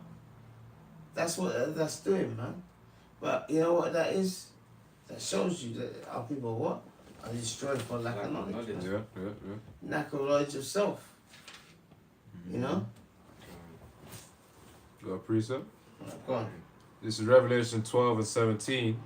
And the dragon was wroth with the woman and went to make war with the remnants of her seed, which keep the commandments of the Most High and have the testimony of Yahushua HaMashiach. So you're remnant, man. See, it's not about big numbers. It's a small sanctuary, man. A remnant. Small sanctuary. The elect. We always go on about it because it's the truth. This is not a big thing. It's not like it's like a, like X Factor, all them kind Yeah. of big, massive programs and Podcasts. big Yeah. podcasts, Yeah. all that kind of stuff. No, the Lord is quietly putting out there via His men, rightfully dividing the word of truth. Yep. He's a- Bringing out His own true doctrine, man, whether you believe it or not. And if you don't believe it, you don't have to listen to us. Change the channel if you want. We're not bothered, man. We don't care. All we care about is bringing out the truth. Whether you accept it or not, that's not that's not up to us. Okay? So, someone got a piece of Yeah, I got a picture. Revelation 21, straight to the point, and verse 2 says, And I, John, saw the holy city, New Jerusalem, coming down from Yahweh out of heaven, prepared as a bride adorned for her husband. We're talking about if we are, which the hopefully elect are his to-be wife or bride, then we're the woman. Then that stands to reason that we're the woman that we're being prepared right now to be his bride, and that's Israel, Yahshua Allah. And we're rising now, so that backs up the point as well. It backs up the point that we're the woman being prepared to be his wife. There you go, man. And it's Yehoshua, just to clear that up. If we said Most High, we say it's Yehoshua, which is you Christians call him Jesus. That's who we're going to be married to. Who we're going to be married to, Yehoshua. Yeah, we don't partake of that heathen name, man. Jesus, man. We don't partake in that at all, man. That's not a no here. Okay, it's a beautiful thing. All right. Got Jeremiah 6 and 2 for someone. Oh yeah, you got that one. Yeah, bring out that piece up because it says put enmity between thy seed. All right. All right. Pull that. Read that one. This is Jeremiah 6 and 2. I have likened the daughter of Zion to a comely and delicate woman. See, daughter of Zion is what? A comely and delicate woman. Yeah. Alright, so that's the woman that he's talking about in this verse. Alright, so let's read Genesis 3 and 15 again. And I will put enmity between thee. Call it and read it. Oh, so like here. Genesis 3 and 15. And I will put enmity between thee and the woman. So between thee and the woman. Alright, between the serpent seed and the woman's seed. Yep. Alright, continue. And between thy seed and her seed. See, their seed and your seed.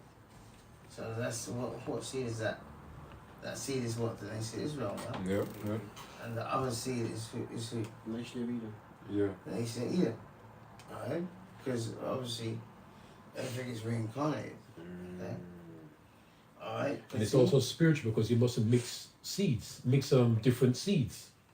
What's it again? Yeah, because it's two cross different seeds, cross yeah, seeds. cross seeds. Must Yeah. cross seeds. Yeah. So that's You still should be doing all of that with animals and hybridizing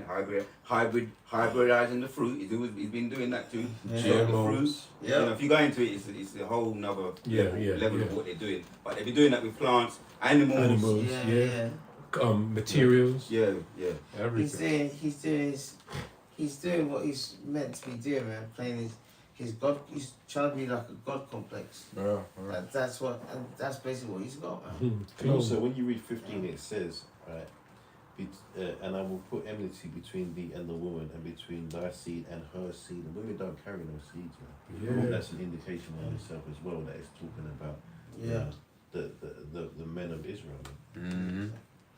Exactly. Yes. Or even the elect, man. We have to pinpoint that. Exactly the elect, man. So I'll put enmity between what? Alright, thy seed, alright, and their seed. Yeah. Alright, so that's gonna be hostility between us and them. Alright? And so that's there already. And you can't it doesn't matter how many coon brigades you wanna go on. Alright, that it's not gonna change anything. That's why they have that hatred towards us, man. Yeah. Alright? They have that. Alright, continue. It shall bruise thy head, Alright. and thou shalt bruise his heel.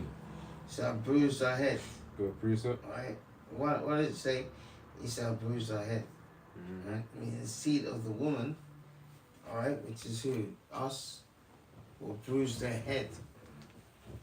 And the head of who? The Edomites. Yep. Right? So how's that going to happen?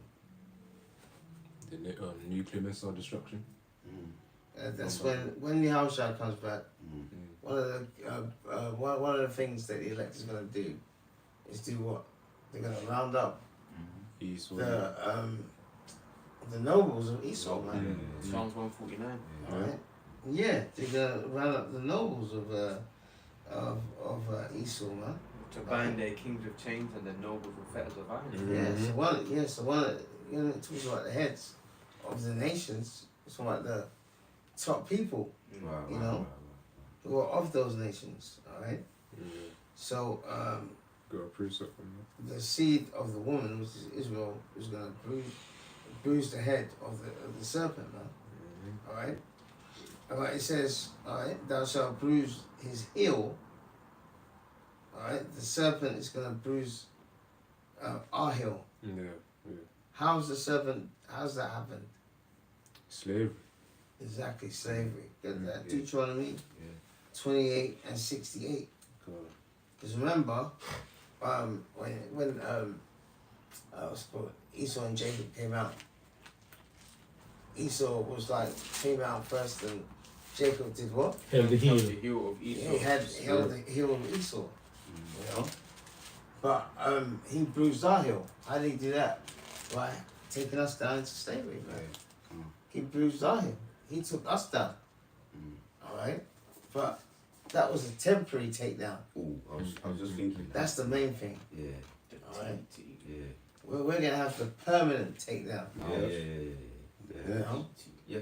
That's gonna be one of the great rewards that the Lord's gonna give his elect, man. Yeah, so like on that point as well, you know when you go kill a serpent, you gotta chop off the head. Yeah. There you go. Yeah, So, exactly. And there's no recovering from a head kill or a head lick.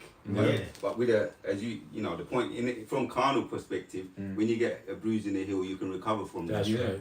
That's Yeah, But not from a head blow. yeah. You gotta chop the.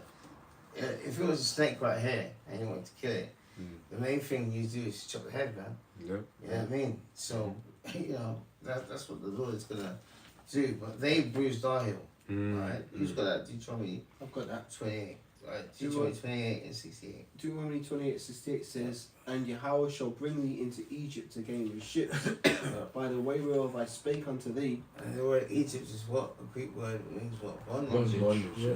So the Lord's gonna send you into bondage again in ships.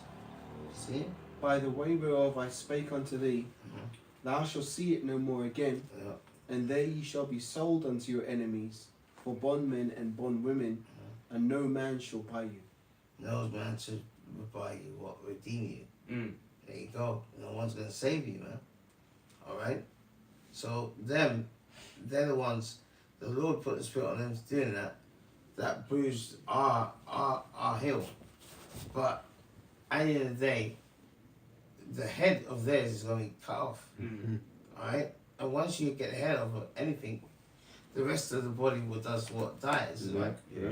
Exactly. So that privilege is going to be the elect and Yahushua. Okay. Let's get Psalms 68, verse 21. Right?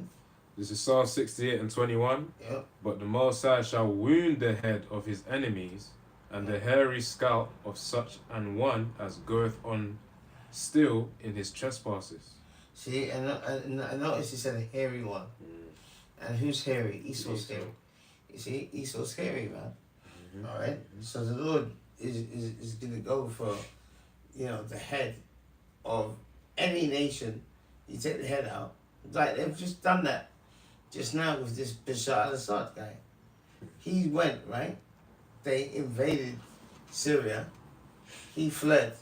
And now they've got some new jihadi guys in charge. Alright? That's what happens. Swings and roundabouts, man. Alright? Someone's in power, and then the Lord takes them out and brings someone else in. Okay? So, this back and forth between us and them is going to be at a permanent end. Alright? The great thing about what we're going to get is there's going to be no comebacks. There's not going to be no coming out of the caves and, you know, coming back in the Renaissance era. That's not going to happen. No more comebacks. I have a precept for that. Nothing. Right, go on. Deuteronomy 28, verse 13. And the Lord our power shall make thee the head and not the tail, and thou shalt be above only, and thou shalt not be beneath. If that thou hearken unto the commandments of the Lord thy power, which I commanded thee this day, to observe and to do them. There you go. See, that's what I'm in our kryptonite is always this disobedience, you see. And that's what's that's what's going on in this scenario here in the garden. Alright, read verse 15 and then go to 16 as well. Verse 15 again? Yeah, verse 15. Genesis 3, verse 15. And I will put enmity between thee and the woman, Yep. and between thy seed and her seed. Okay. It shall bruise thy head, bruise thy head, and thou shalt bruise his heel. Okay, so there's going to be hatred between us and them, basically. Alright? Because that woman is the nation of Israel. Alright? Oh, there's another scripture that says that. Get Revelation 12 and 1.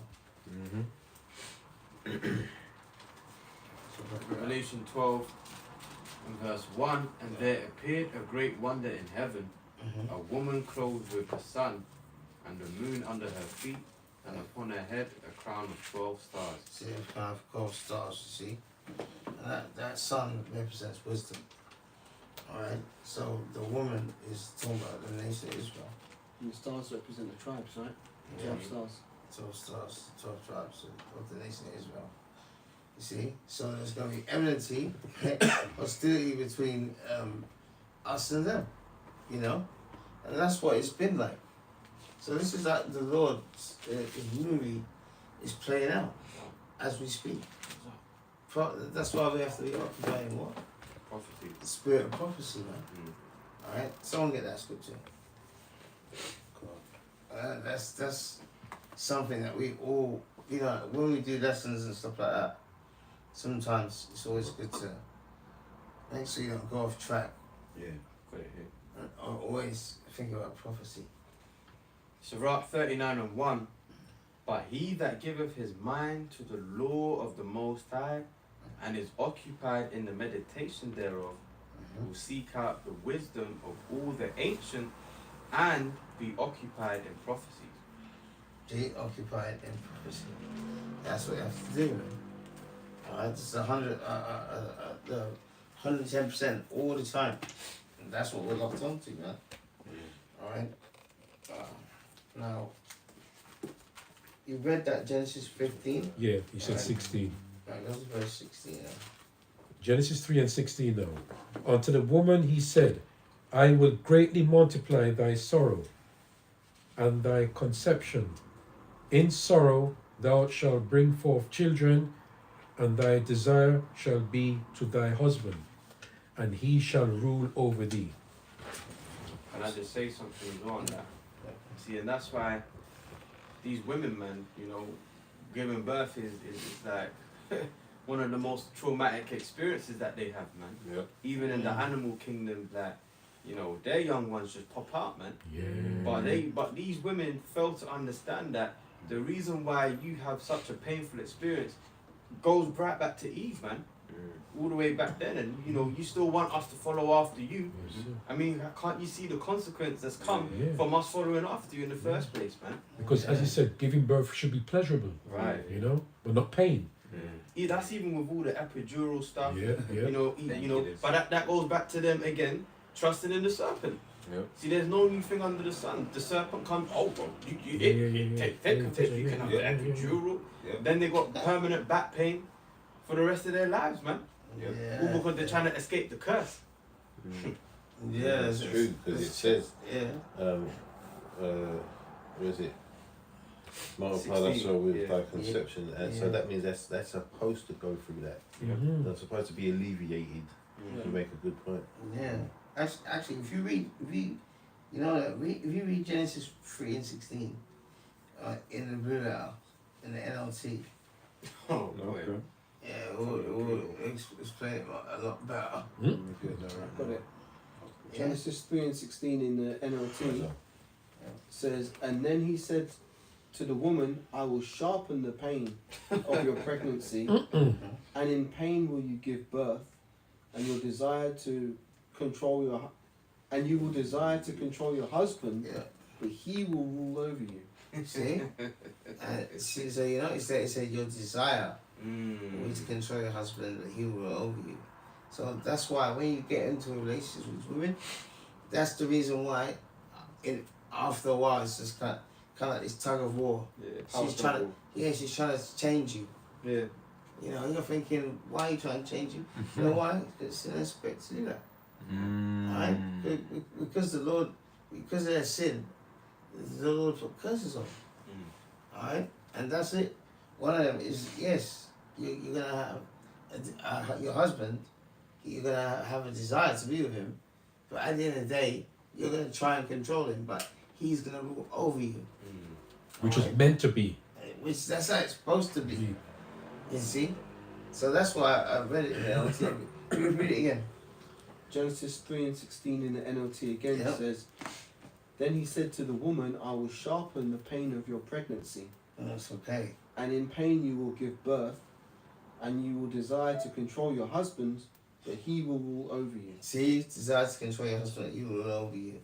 So before that, there was no pain with labor pains or anything like that. Because of that, because of their trespasses, this is what the Lord has said, look, this is part of punishment. So that's why now, every time they're in labor, they're screaming, man. Yep. You know, but before it was okay. It was, easy to give birth. See? Consequences for actions. Alright? Alright, continue. Genesis 3:17. 17. Genesis 3:17. And unto Hang on. And look up the word rule. You know that this one is. The root word. Yeah, I'll go. rule, yeah? Yeah, I'll rule. go in the blue letter. Yeah.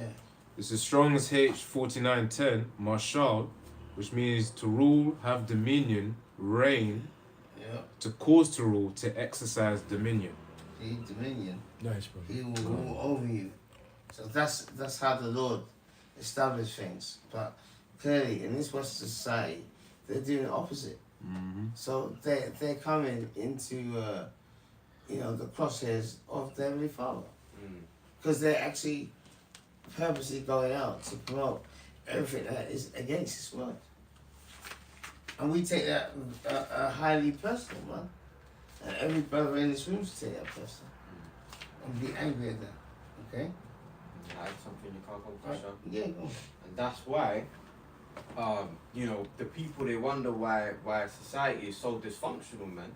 It's because you're not following the law, statutes, and commandments that's been given unto us, man. Yeah. Which is, when I read this precept here, Sirach 25 and 22, it says, a woman, if she maintain her husband, going back to what you said in the NLT, Yeah. and you will desire to control your husband, but he will rule over you. Yeah. And that's what you women do. You get into a relationship with a woman, she's trying to mold you. You know, like you go to them places with your children, build a bear. Yeah. You put the pieces together and you make the bear how you want it. Custom Right? made. So it says a woman, if she maintain her husband, is full of anger, impudence, and much reproach. And then you wonder why you got the majority of single parent household, man. Because who is it that said two bulls can't Being one pair. be in one pen? Well, that's what you have happening in most Israelite homes, man. That's why daddy ain't there. Yeah, that's true. That's true. Is it? God. Yeah, you know why? There's a clash. There's a clash for who's the head. Power struggle. There's a power struggle, and that's a normal average thing in our community now. That's how sad it is, man. All right. So you look up the word rule. Go on, Mashal, which means dominion to reign over. See, dominion to reign over. So that's what the Heavenly Father instituted. Right? What verse Precept here? 17? Alright, go on. Precept verse. That's what he said, going back again, that the Lord is not the author of confusion. In 2nd Ezra 5 verse 8, there shall be a confusion also in many places, and the fire shall be sent out again, and the wild beasts shall change their places, and the menstruous woman shall bring forth monsters. So it's like a continuous thing, you see, because of the wickedness of the woman. You see, the confusion, you see? Yeah. When it says bring forth monsters, somewhat kids with deformities, man. Yep. You know, which does happen in our nation. You know, which is also through reincarnation as well. You know. Alright. So verse 17. Verse 17. Yeah. And unto Adam, Genesis 3 verse 17, and unto Adam he said, because thou hast hearkened unto the voice of thy wife, and hast eaten of the tree of which I command thee, saying, thou shalt not eat of it. Cursed is the ground for thy sake. In sorrow shalt thou eat of it all the days of thy life. Alright, so now the Lord is cursing the ground now. So instead of, you know, before, all the fruits, the trees would yield, you know, Potency, strength, more strength. it would just be like, you know, you want fruit, it will just touch it and it will be like there. Oh. But now, okay, I'm going to curse the ground now. So now you've got to till the earth. Now you've got to have work for it. Work for yeah, it. now you got to work for it That's the basically. sweat of your brow. Yeah. So now all those you know those trees, those fruits, now they come in season now. Now you have to pray that the Lord gives you a good harvest. You have to water it. You have to do this. But before all of that, all of that was the opposite. So now the Lord is cursing the ground. Your precept. All right. Yeah, go on. This is Matthew 21 and 19. And when he saw a fig tree in the way, he came to it and found nothing thereon, but leaves only, and said unto it, let no fruit grow on thee henceforward forever. And presently the fig tree withered away. Shows you how it's shining. Who was that? Yeah, sure. Yeah, that's good. And we always know that story, you see. So now because of that, that's the consequence of one of the sins. Is now the things are not yielding as they were before. You know, the plants are not growing as they were before. Now you've got to worry about droughts, all these manner of things. So that's another part of the curse. Verse 17. You read 17, verse 18. Go on. Thorns also and thistles shall it bring forth to thee, and thou shalt eat the herb of the field. So instead of it's instead of what it usually should produce, now you're getting what thorns, thistles, all the things that, you know, if you're a tree surgeon, you have to chop through this, you know, to get to this. But before, everything was fine. So now the Lord has cursed the actual ground. So the ground doesn't yield as it used to. Alright? All because of this sin. Okay? Continue. Verse 20. 19. Oh, okay. In the sweat of thy face shalt thou eat bread till thou return unto the ground. For out Wait. It says what? In the sweat of thy face? in the sweat of thy face shalt thou eat bread till thou return unto the ground. That's talking about now you've got to live, you've got to more or less work to eat. Before you had plenty. Now you have to work to get money to eat. That's why it says what? In the sweat of the face. Alright?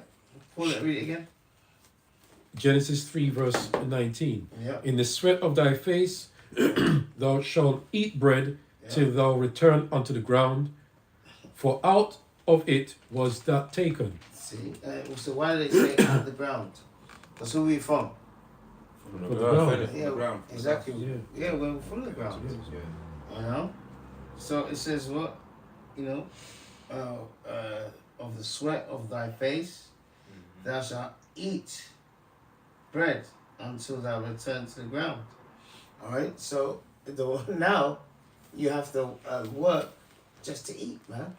Alright? So you know, like when back in the old days where they used to say, you know what, this is my paycheck, you know, I'm gonna work this day and I'm gonna have 3 square meals, you know, all of that. Before that you didn't have to do that, but now because of this you have to do those things. Alright, so money now and to eat, more or less the Lord is saying that not until you die. Alright, that's how you're gonna be working. And our existence is like that today. Since you get money, alright, you get money on a Friday, by the next week Yeah. you hardly got anything left. Bills and You Yeah, know? earneth wages, earneth it in a bag filled with holes. I got 1 and This I is- 6. got 1 and 6. Whatever was it? We are yet this day in our captivity and subject to what? Payments. So it's the payments, exactly. Oh Okay. boy. Exactly. Well, yeah. But yeah, and funny enough, I got one the other day, man, and I was fuming at it. You know what I mean? But then when I looked at the ticket and I saw the evidence, I said, okay, I have to pay it. I did pay it. You know. So that's how things are in this captivity. But in this regard, because of all this sin that came in, these are the restrictions that we have to live under now. Okay? And this is the Heavenly Father's decrees, man. So now, alright, to eat, you have to work until you die. That's why it said what? It said for the dust. Thou art, and unto dust thou shalt return. Unto dust thou shalt return. So when you die, where does your body go? To the ground. Go to the ground, man. You know what I mean? And that's where we're from. Alright? Might just add to that point because it says in verse 19, Genesis 3:19, by the sweat of thy face thou shalt eat bread till thou return unto the ground. But Matthew 4:4 says, when he answered and said, it is written, man shall not live by bread alone, but by every word that proceedeth out of the mouth of the Most High. So That's right. we'll come back to this word and get a better understanding of it. And we're getting a spiritual meal. Yeah. And that's why the scripture says, give us this day our daily bread. That's what. In Well, the our daily prayer. bread is what we can eat. Yeah. But when we do things like this, the Heavenly Father, the Son is supping with us. Right. God. Because we're like fixing up a meal, and you know, people that are listening to it, they're getting a good meal, you know, and they're getting filled up. Filled up, yeah. You know. That's the real nourishment. Yeah. So that's a spiritual aspect to it. You know. Got a precept Right. Yeah. Go on. based on Genesis 3:19. This is Ecclesiastes 12:7. Then shall the dust return to the earth as it was, and the spirit shall return unto the Most High who gave it. There you go. That's what happens. You know, your spirit. Remember, your body is a house for a spirit, man. And That's that, what it is. And that dispels hell. Yeah. Everybody goes to the spirit realm. Yeah, everyone. Yeah, exactly. Everyone goes to hell because the hell is the grave. All right, and that's another one as well. All right, verse 20. 20 now. All right. Genesis 3 and verse 20. All right, so we know verse 19 is talking about, basically you're gonna live more or less, work to eat. All right. Now let's continue. Verse 20. And Adam called his wife's name Eve, Yeah. because she was the mother of all living. Exactly. So Eve was the mother of the Adamites. Right? Yep. All right. So she's the mother of the nation. That's why it says what? She's the mother of all living. Now, to be living, you have to have the breath, man, which is the laws, statutes, and commandments. Correct. That was only given to Adam. I get Genesis 2 and 7, please. Yeah, I got it. This is Genesis 2 and 7. And the Lord Yahweh power formed man of the dust of the ground and breathed into his nostrils the breath of life, and man became a living soul. There you go. And the breath of life is what? The Lord, statutes, Such and commandments, commandments. wisdom, knowledge, understanding. Alright? The way the Lord wants you to operate, man. You know? And back then it was in an oral format. Alright? So, Eve was, the mother of the Adamites, man. So she was basically what? Mother of all living. So that's what her name means, So, let's go into one piece I want to. What, the root word for Eve? No.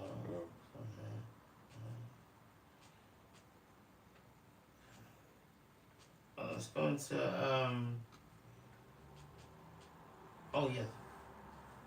go to Genesis 2 and 7 there, and look up breath.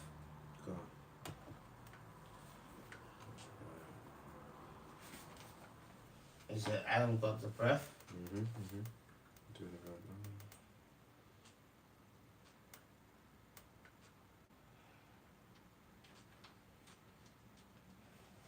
now. So it says Strong's H5397. It says Neshama, and it says in the outline of biblical usage, breath, spirit, breath of God, breath of man, every breathing thing, spirit of man. See, breath of God, There's, breath of God. it's like there's a bit more in the Strong's definitions a bit further down. It says a puff of wind, angry or vital breath, divine inspiration, intellect, or inspiration, soul, spirit. So she's Eve is the mother of all living. So to be living, you have to have that breath. Alright? He that wandereth out of the way of understanding shall remain in the congregation of the dead. Yeah, so basically, if you haven't got this truth, this understanding, you're basically dead. So even the heathens, even though they like to look down upon us, they're spiritually dead, man. Because look at who Elam worships. They worship, is it a cow? They got Or is it hundreds of Yeah, The Hindus, they worship cows. yeah, they worship an elephant with like 8 heads or something like that, man. You know? Bugged out belief systems, right? Bugged out philosophies, bugged out fruits. And that's what we should stay away from, man. Alright? Alright, but the word Eve means what? A mother of all living. So she is the mother of the Adamites. So she's a living soul because the breath was given only unto who? Adam, man. Okay? No one else got that. Alright? Verse 21. Genesis 3 verse 21. Unto Adam also and to his wife did the Lord our power make coats of skins and clothe them.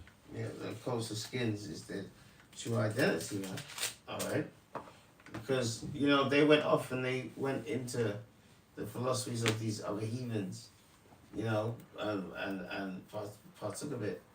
But now those coats of skins is now you were immortal before, but now this is I'm gonna give you immortal clothing now. Yeah. Alright? You're not gonna be immortal anymore. Alright? But you know who you are? You are what? The sons of there's 3 classifications of man. What's it? Sons of Sons of God. Sons of God, Sons of man, Men. sons of men, the sons of the wicked. and sons of the wicked. You know, when we are the what? Sons of God. Mm-hmm. All right. We're that holy line. Okay. Mm-hmm. So those coats and skins are a reminder of their identity. God But bless you. now, because of their sin, they've put on what? Mortal clothing. Mm-hmm. All right. Someone get Romans 6, verse 23. I think Caleb brought that earlier as well. All right. And second Ezra as well. I got second Ezra right now. 2 and 4. 2 and 45. Alright, beautiful. Go on. What did you want there? 2 and 4, 2 and 45. Yeah, that one. 2 and Should you read it? 4. Yeah. Second Ezra 2 and then verse 45. Yeah. He answered and said unto me, These be they that have put off the mortal clothing and put on the immortal, and have confessed the name of the Most High. Now are they crowned and receive palms. See, and that's gonna be who? That's gonna be the elect. The elect. Ooh. Alright. So they're what? They're basically, if you look at this truth and us awakening to his truth, that's the start of us taking off our mortal clothing, you know? Because at the end of the day, the elect is gonna be what? Immortal, right? Mm-hmm. That's gonna be how we're gonna get perfection. We're not gonna get it how it played out in the garden. That was blocked by the Lord for many reasons. It's up to him. But the elect, when the Yahushua comes back and they go into chariots, that's when they're gonna get absolute perfection, man. All right, that's when we're gonna get it. We're not gonna get it now. You know. Precept. Yeah, go on. This is Revelation 3 and verse 18. I counsel thee to buy of me gold tried in the fire, that thou mayest be rich, and white raiment, that thou mayest be clothed, and that the shame of thy nakedness do not appear, and anoint thine eyes with eye salve, that thou mayest see. Yeah, so the white raiment is coming back to the knowledge, wisdom, and understanding of this truth, so that our nakedness does not appear again. Because when we were in the world before we knew this truth, we were walking spiritually naked in Definitely. a Gentile state of mind until we was the point where we heard this truth and the breath of life entered into us again, pertaining to Ezekiel the 37th chapter, and we was awakened, you know, and rather than being in a dead state, we came back to the knowledge of who we are. So That's right. that's the white raiment. And that's what all of us are an example of that, man. It's a beautiful thing, you know. But the Lord is basically saying, what? You know, now you're going to be mortal. So you're not going to be immortal now. You're going to be mortal now. So now they've got mortal clothing on rather than immortal. Right? Someone get Daniel's, 1 Corinthians 15 and 50, please. This is 1 Corinthians 15 and verse 50. Yeah. Now this I say, brethren, that flesh and blood cannot inherit the kingdom of the Most High. See, so flesh and blood. What does it mean by flesh and blood cannot enter the kingdom of the Most High? Yeah, they're terrestrial bodies. Exactly. The bodies we have right now is what? Terrestrial. Yeah, from the earth. Terrestrial. They're not what's the word? From the earth. Terrestrial. Terror means the ground with the earth. Chains of darkness. They're not Yeah. celestial. Corruptible. Yeah, these, Corruptible. Yeah, these are not Mortal. what's the word? They're not good enough to Yeah. even touch them chariots. No. So our bodies are gonna have to be changed. Twinkle of an eye. So that's why it says what? Flesh and blood. First, 1 Corinthians 15 and 50. Yeah. Now this I say, brethren, that flesh and blood cannot inherit the kingdom of the Most High, Yep. neither doth corruption inherit incorruption. Yep. Behold, I show you a mystery. We shall not all sleep, but we shall all be changed. Changed. But once again, it comes down to sin, doesn't it? Because the corruptible bodies are corruptible because of sin. So we can't enter the kingdom being able to sin. We have to be able to. We have to be in a state where we won't sin anymore, Yeah. and we be programmed to not sin.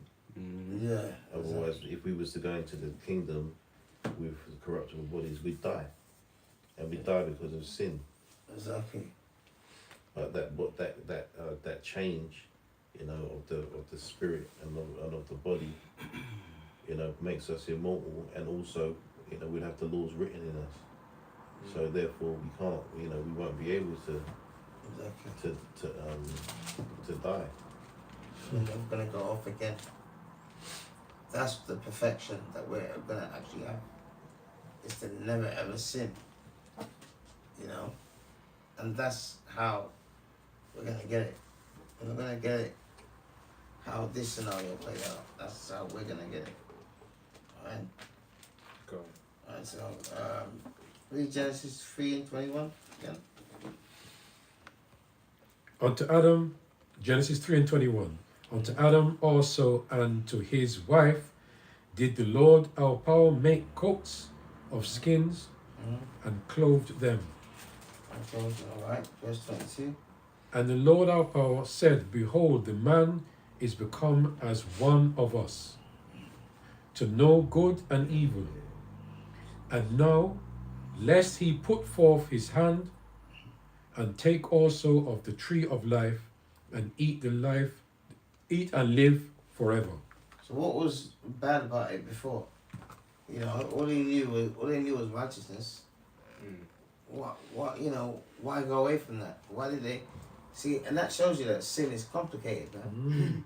And sometimes the complexity of that sin is also a complexity, if you get what I mean. One sin leads on to another, man. Alright?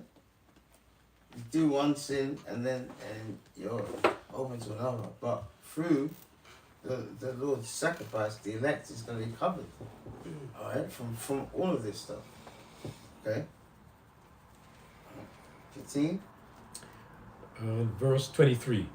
Therefore the Lord our power sent him forth from the garden. Alright, go back to that verse 22. Verse 22. And the Lord our power said, Behold, the man is become as one of us, to know good and evil. See, so now he knows not just good, now he knows evil, he knows the wicked side. Right, 15. And now, lest he put forth his hand and take also the tree of life and eat and live forever. See, so now Adam knows another, another side. Okay, and that side didn't need to be introduced, but it was. All right, verse 23. So someone said he got a piece of. Yeah, I'll add one. Okay, come on. This is Psalms 82:6. I have said, ye are gods, and all of you are children of the Most High. You know, that's the way the serpent also used that type of knowledge. I think it says in verse 5 of the same chapter, you know, knowing good and evil as well. Yeah. So that's just a point That right was there. part of the enticement, man. Yeah, he probably pumped you up a little bit as well. You're doing great things, you know, but you can do better. And that's how that whole entertainment industry is as well. You're going for one thing, you know, and they lead you down a nasty path. Anyway. The next verse in that is good in Psalms 82:6. Oh, so verse 7. Yeah. This is Psalms 82 and verse 7. But ye shall die like men and fall like one of the princes. I've got a perfect precept to go with that. Go on.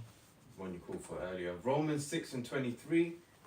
For the wages of sin is death, but the gift of the Most High is eternal life through Yahweh Shai HaMashiach. Woo! Through Yahweh Shai HaMashiach. You know what I mean? That's what it's about. You know? So this is a monumental but I wouldn't say this is a monumental fall. It is a monumental fall, but this is everything that happened here was what the Lord wanted it to happen. Yes. You know what I mean? Because he's the ultimate movie director. Yeah. Alright? Man is going of the Lord, right? Yeah. And as our apostles taught us this from when we all came to the truth, in order to know righteousness, we have to know what? Wickedness. Yeah. Okay. Yeah, probably.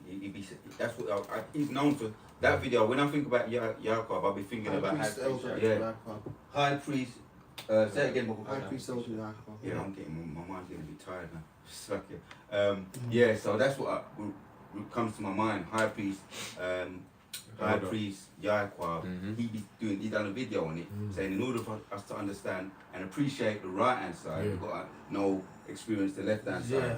So that's the bitter and the sweet. So that was part of the Most High's plan in the movie. Long term, you know, yeah, that happened, but it was a long term thing that was supposed to happen anyway. Yeah, well, that's what we're experiencing now. Yeah. We know now what righteousness is, and we're experiencing the bitterness of being around absolute wickedness, man. You know what I mean? If I may, that Wickedness within ourselves as well. yeah. Like we're in a wicked world, but even when you go home and close the doors and you're by yourself, you're having wicked thoughts. Yeah. So You can't we're lose. exposed to it Can't win. 24/7. True. Yeah, you see? True. Yeah, that's right. You know? Let's get this one done. Verse 23. Verse 23. Alright. So Genesis.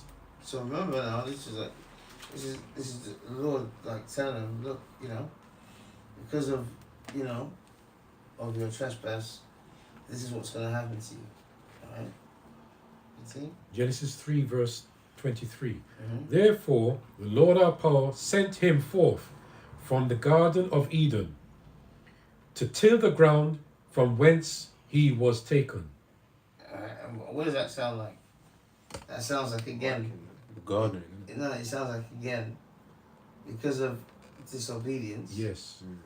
Alright, he got kicked out of the garden. Yeah. Now, what does that sound like? That sounds like the nation of Israel. Kicked out of the land. The nation of Israel has always been kicked out of their own land. Why? Because of what? Sin. Disobedience, man. And so the Lord got us out of the land for a while. Look at under Nebuchadnezzar. You know, he said 70 years will be under them, and we were. But why did the Lord do that? Because of what? Sin. So, sin, disobedience. Same. So the Lord's saying it's the same that he's saying here. Alright, continue. Verse 24 now. So he drove out man, and he placed at the east of the garden Yeah. of Eden cherubims and a flaming sword. And what's cherubims? Chariot. Angels. Angels, yeah. Angelic being. Alright. Alright, continue. And a flaming sword, which turned every way to keep the way of the tree of life. And then it's like them cherubs. They're not naked babies. Right, Yeah, that's what I was going to say. Yeah, they're not naked. Yeah. Yeah, because on Esau's how do you say it? Religious arts. Renaissance art. Yeah, his Renaissance art. Yeah, he's always putting angels as naked babies with wings and things. Micro penises. Yeah, no. This is talking about. No, this is talking about. This is basically talking about. Look, you know the way, the Heavenly Father's way. All right, which is the tree of life, which is knowledge, is not going to be obtained by man. All right. So instead, these angels are going to guard it. All right.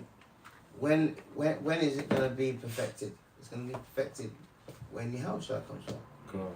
When Yahushua comes back and we go to the chariots, all right, that's when we're going to be changed, right? All right. Someone get that, man. All right. Where it says we'll be changed. Twinkle of the eye. Twinkle of You the had eye. it, I got yeah. that. You had it, yeah. Right now.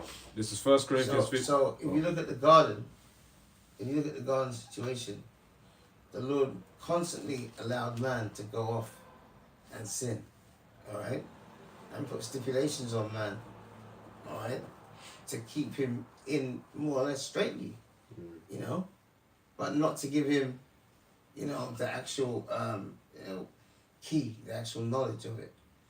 But the only way we're going to get that now is what? Through that salvation of Yahushua. Through what he did. And so when he comes back, that's going to be the culmination. Because he says, I am the what? Alpha and Omega. I am the what? The beginning and the end. That's right. Okay. See? 1 Corinthians 15. This is 1 Corinthians 15 and 52. Yep, go In on. a moment, in the twinkling of an eye, Yep. at the last trump, for the trumpet shall sound, and the dead shall be raised incorruptible, and we shall be changed. So who's that dead man? Alright? Those dead people, who are they gonna be? The ones who have died. Yeah, they're gonna be ones the ones of the brothers that have been labouring and have passed away. Alright? They're gonna be them, man. Yeah. Alright? They're gonna be raised up. These things are actually gonna happen, man. Okay? Continue. This is 1 Corinthians 15 and 53. Mhm. For this corruptible must put on incorruption, and So this corruptible, which is what our flesh now, needs to be put on what? Incorruptible. Yeah. For this corruptible must put on incorruption, Incorruption. and this mortal must put on immortality. That's it, immortality. And where's that gonna come from? It's gonna come from what? The chariot, man. Come. So, Alright? That's when we're gonna get it. Alright? So back then, in the garden, that wasn't the way, man. The Lord put stipulations, and man was going off constantly. So that paradise, alright, we haven't experienced it. In the kingdom, what are we gonna experience? Immortality. We're gonna experience immortality, man. Mm-hmm. Alright? So in the kingdom, we're gonna live good. You know? It's not gonna be anything. Good is an understatement. Yeah, good is just an understatement. What's that scripture that says I got you. I have not seen nor ear heard. This thing. I think that's the one where it says about the things of the kingdom. Yeah. Can't be compared Yeah, can't be to the compared. suffering that we went through. Yeah, that one. Oh right. Yeah, Romans 8 and 18. Yeah, that's it. Nice area. Boy. Yeah, that one. Because it's true. The kingdom is. I got it here. This is Romans 8 and verse 18. It says, for I reckon that the sufferings of this present time Yeah. are not worthy to be compared with the glory which shall be revealed in us. Here we go. The glory that we're revealing us. Alright. That shows you that there's a lot that we're gonna, be, looking forward to, man. In the kingdom, and it's not gonna be everything that we're going through now is gonna be nothing compared to that glory. Alright? But that's how we're gonna get it. We're gonna get it in the last trump. Alright, feed those chariots, man. Lord willing, we're off that number, Lord willing. Let's see. Let's wrap this up though, man. Anyone else will make any statements? I got on here to wrap it up. Oh, I got one. Yeah. Psalms 19, We can wrap it up. verse 7. Yeah. Right. So this is Psalm 19 and 7. Mm-hmm. The law of the Lord, Yahweh Shem Yahushai, is perfect, Yep. converting the soul. Yep. The testimony of the Lord is sure, making wise the simple. There you go. So the law of the Lord is perfect, man. Alright? Alright? Converting the soul. And it's doing all those things right now. So can you imagine when we're in the kingdom, man? And how beautiful and that glory is going to be. And all of our people are going to be changed for the better, man. Because right now their mind is sick, man. Alright? Anyone else? Any other precepts? No? Alright. Let's close up. Alright, so yeah, Lord willing, this was edifying. And as always, we give all praise, honor, and glory to Yahweh. Yahweh Ba'Shem Yahushai Ba'Shem Rakak Kodash. And double honors to the apostles and elder bishops of Great Millstone who rule well. And peace and blessings to the hopeful elect. Shalom. Shalom. Shalom. Shalom. Shalom.